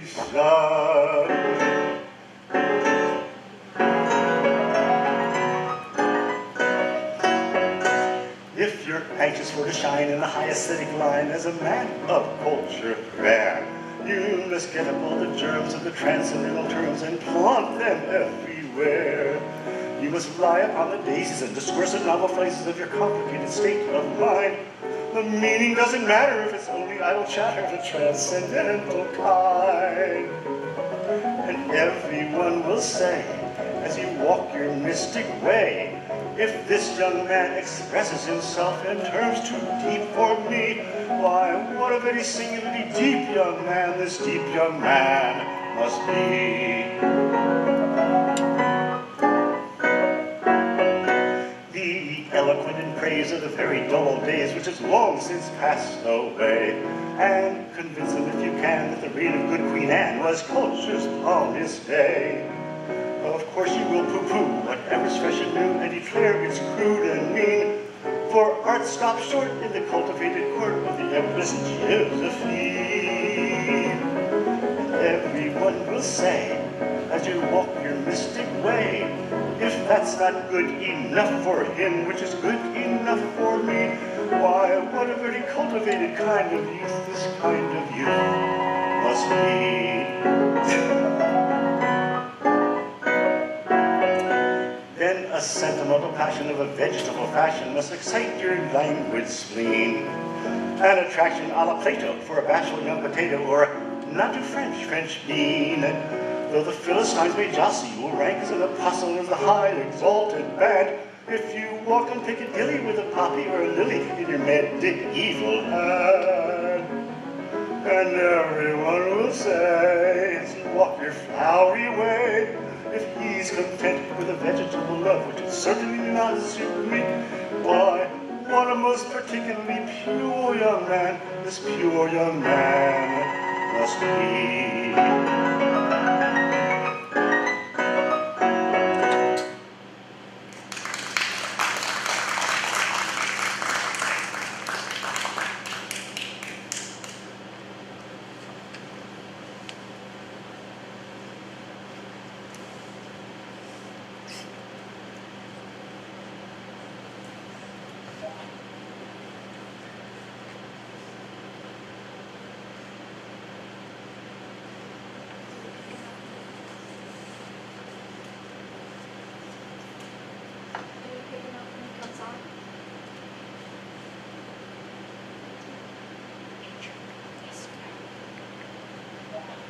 And now, the world's most famous nightmare.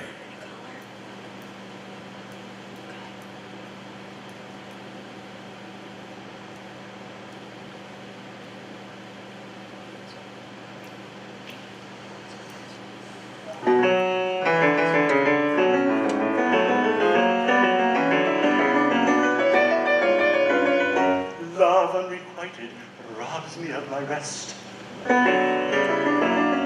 Love, hopeless love, my ardent soul encumbers. Love, nightmare-like, lies heavy on my chest and weaves itself into my midnight slumber.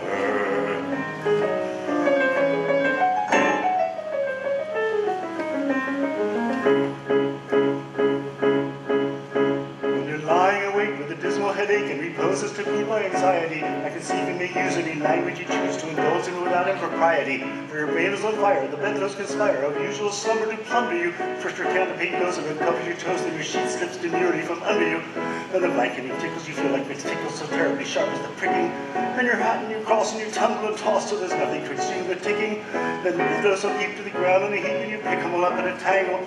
Next your pillow resigns and politely declines to remain at his usual angle. Where you get some repose in the form of a doze with hot eyeballs and head over aching, but your slumbering teens with such horrible dreams that you'd very much better be waking. Where you dream you're crossing the channel and tossing about in the steamer from Harwich, which is something between a large bathing machine and a very small second-hand carriage. And you're giving a treat, penny ice and cold meat, to a party of friends and relations. They're a ravenous horde, and they all got on board at Sloane Square or South Kensington stations. And bound on that journey you find your attorney. He started that morning from Devon. He's a bit undersized, you don't feel surprised when he tells you he's only 11. But you're driving like mad without singing or mad by the battleship's now four-wheeler, and you're playing on games, and he calls you bad names when you tell him the tie's be a dealer. With this you can't stand, so you throw up your hand and you find you're as cold as an icicle, and your shirt and your socks, the black silk with gold clocks crossing Salisbury Plain and a bicycle. And he and the crew are on bicycles too, which they've somehow or other invested in. And he's telling the tars of the particulars of a company he's interested in. It's a scheme of devices to get at low prices, all goods from cloth mixtures to cables, which tickle the sailors by treating retailers as though they were all vegetables. You get a good spaceman and plan a small tradesman first take off his boots with a boot tree, then his legs will take root, his fingers will shoot in the blossom and bud like a fruit tree. From the greengrocer tree you get grapes and green pea, cauliflower, pineapple, and cranberries. All the paste you can plant, cherry, brandy, will grant, apple puffs, and three corners, and panberries. The shares are a penny, and ever so many are taken by Rothschild and Baring. And just as if you were allotted to you, you awake with a shudder, despairing.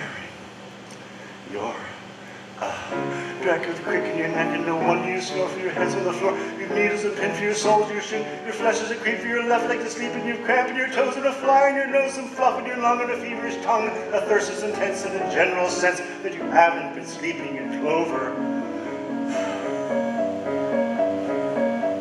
But the darkness is past, and it's daylight at last, and the night has been long. Ditto, ditto, my song. And thank goodness they're both of them over.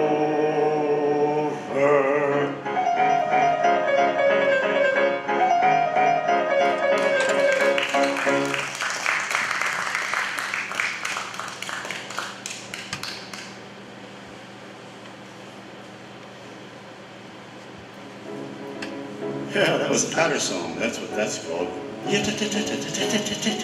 If Gilbert and Sullivan didn't invent them, they sure perfected them. You mean singing fast, Mr. Rye? Yeah, that's the idea. Lively. You mean to show off how fast you can sing? No, we like to think there's a little more to it than just singing fast. But kind of lets you show off a little, huh, Mr. Rye? Yeah, okay, let's drop it. Oh, okay. Mr. Rye. Mr. Rye? Yeah? Could you do 2 in a row? Well, yeah. Yeah, fun. You could, Mr. Rye? Sure, coming up, right now.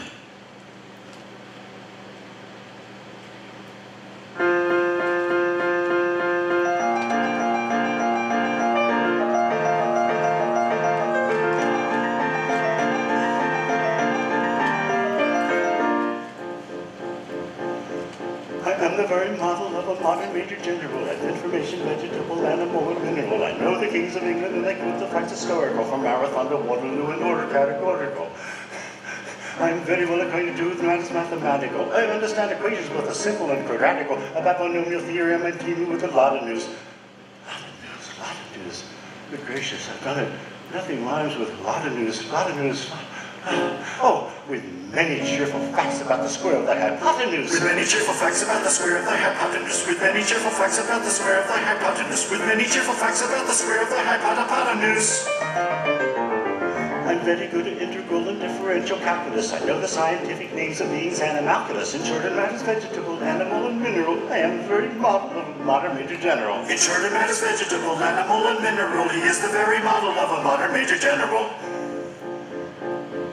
I know in mythic history King Arthur says a paradox. I answer hard acrostics have a pretty taste for paradox. I quote in elegiacs all the crimes of Heliogabalus, and phonics I confer peculiarities parabolos.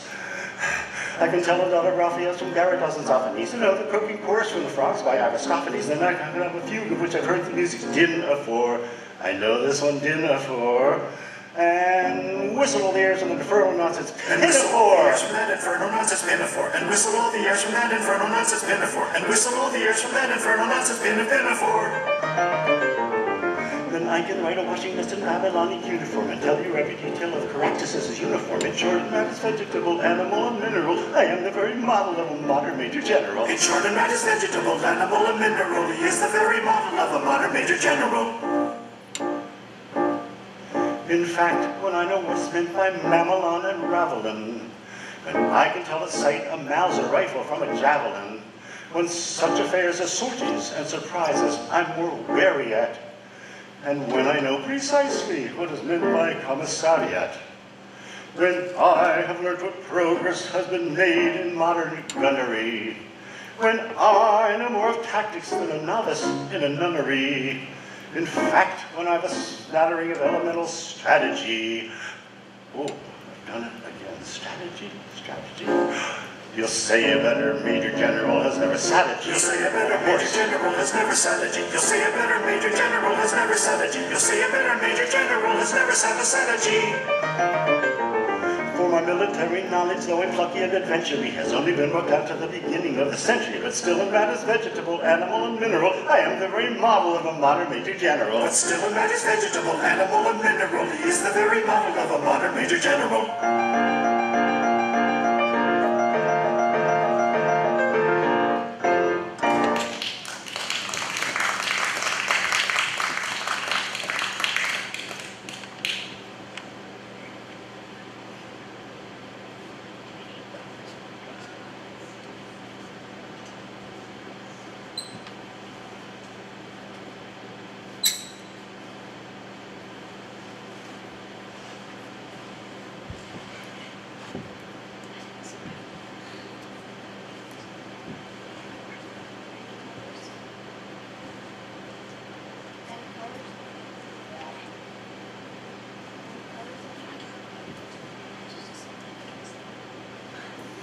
Meanwhile, we catch up again with our old friend Coco. Remember, the one who has to execute someone soon to satisfy the Mikado, or have to behead himself? He has a solution to his plight.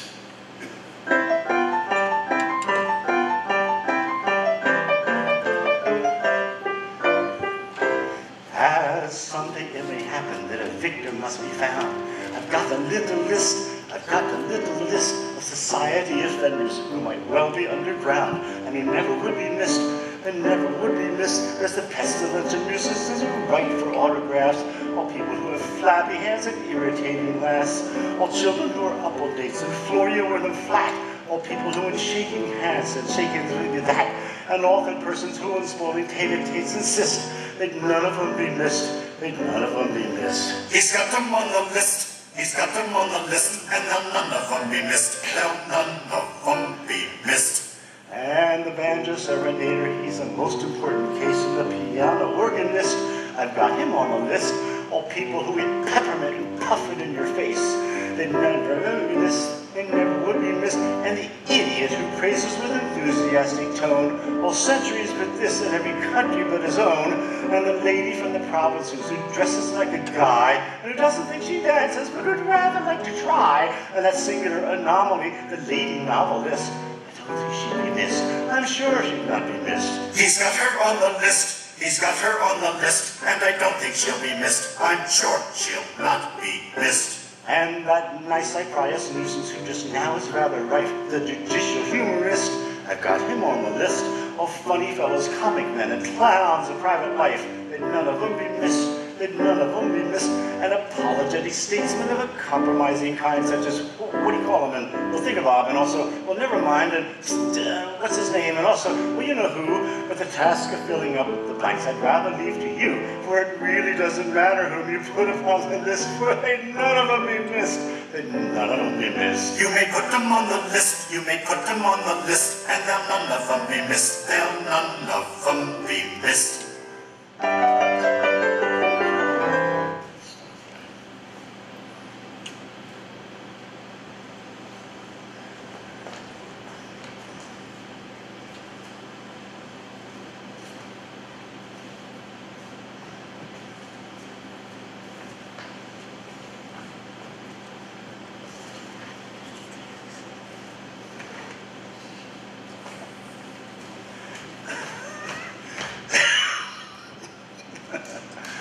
Well,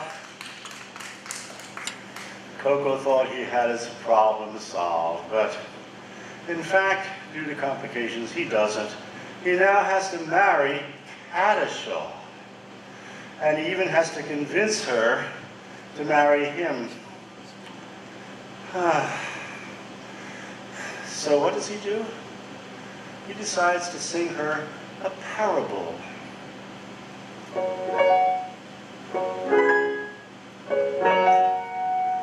On a tree by a river, a little tomtit sang willow, tit, willow, tit, willow. And I said to him, Dicky bird, why do you sit singing willow, tit, willow, tit, willow? Is it weakness of intellect, birdie, I cried, or a rather tough worm in your little inside? With a toss of his poor little head, he replied, oh, willow, tit, willow, tit, willow. Now he slapped at his chest as he sat on that bough, singing willow, tit, willow, tit, willow. And a cold perspiration bespangled his brow. Oh, willow, tit, willow, tit, willow. Then he sobbed and he sighed, and a gurgle he gave, and he plunged himself into the billowy wave. And an echo arose from the suicide's grave. Oh, willow,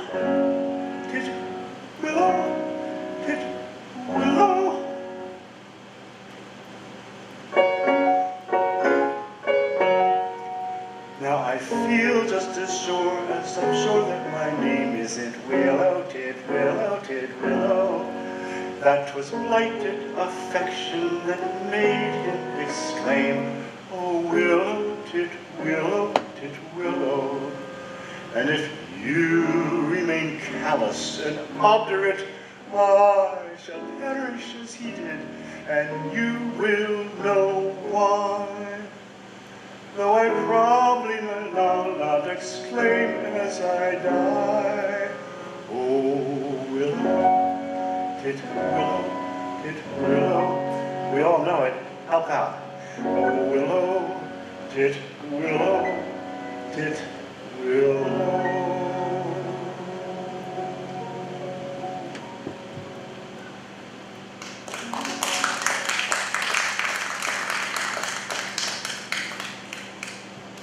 It's hard to believe, but Gilbert and Sullivan even invented the flowers that bloom in the spring. Tra-la. What happened? Well, in the Mikado, once again, there may be a little bit more of that Victorian trash talking that we had before, because Nanky Poo is excited and happy and joyful because he is going to marry Yum Yum. And Coco is terribly upset because he's convinced Cadishaw he has to marry Cadishaw. So it's a very happy Nanky Poo and a very sad Coco who sing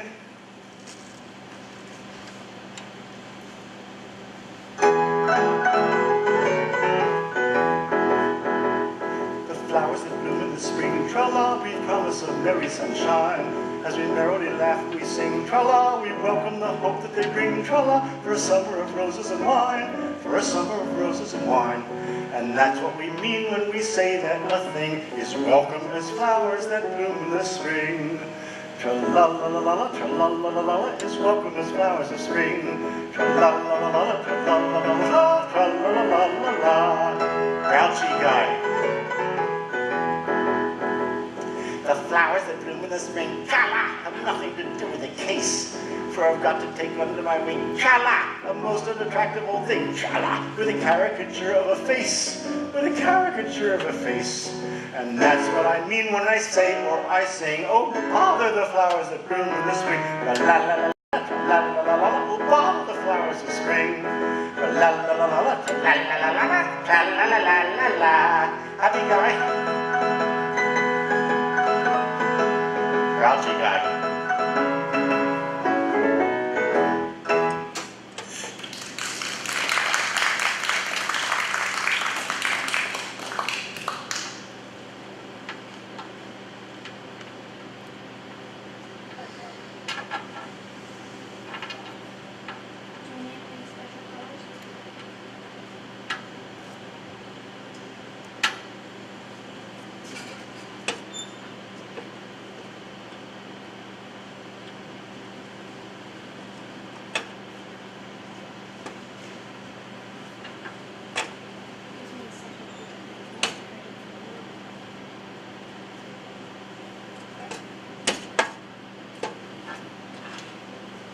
So, Gilbert and Sullivan give us the perfect song to wrap up our visit with them. It's Yum Yum's wedding day. Gilbert gives her a beautiful poem, and Sullivan makes it into a tune nobody can forget. It pretty well sums up the G and the essence of GNS. So it's maybe your favorite song, Mr. I? Well, it's special. And is it a ring song for everybody, Mr. I? Well, let's hope so. We will see how it goes.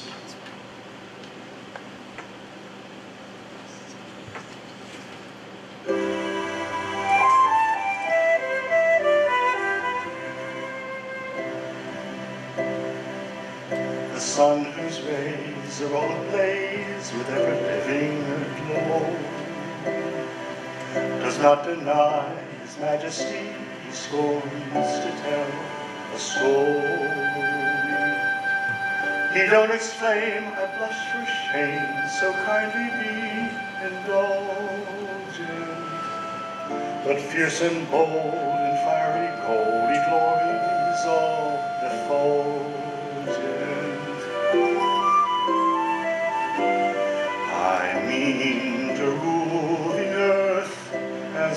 sky. We really know our worth, the sun and I mean to rule the earth as he the sky. We really know our worth, the sun and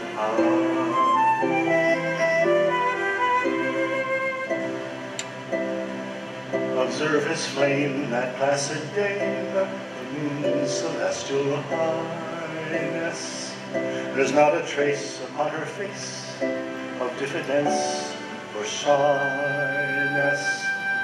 She borrows light that through the night mankind may all aflame her.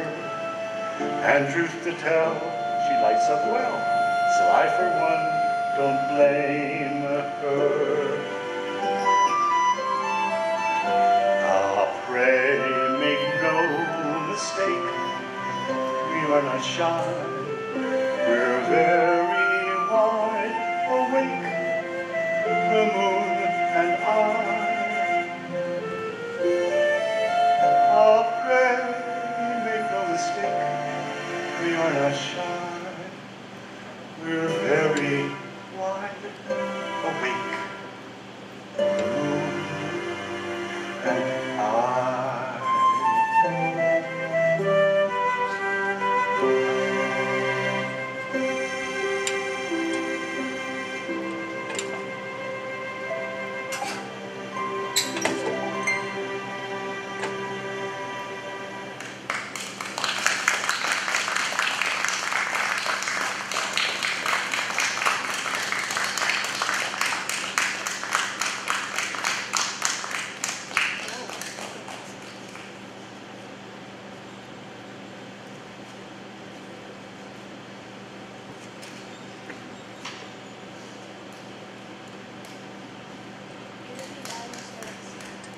Here's a pretty howdy-do. We sail the ocean blue, and the salt sea ships of beauty. We're sober men and true, and attentive to our duty.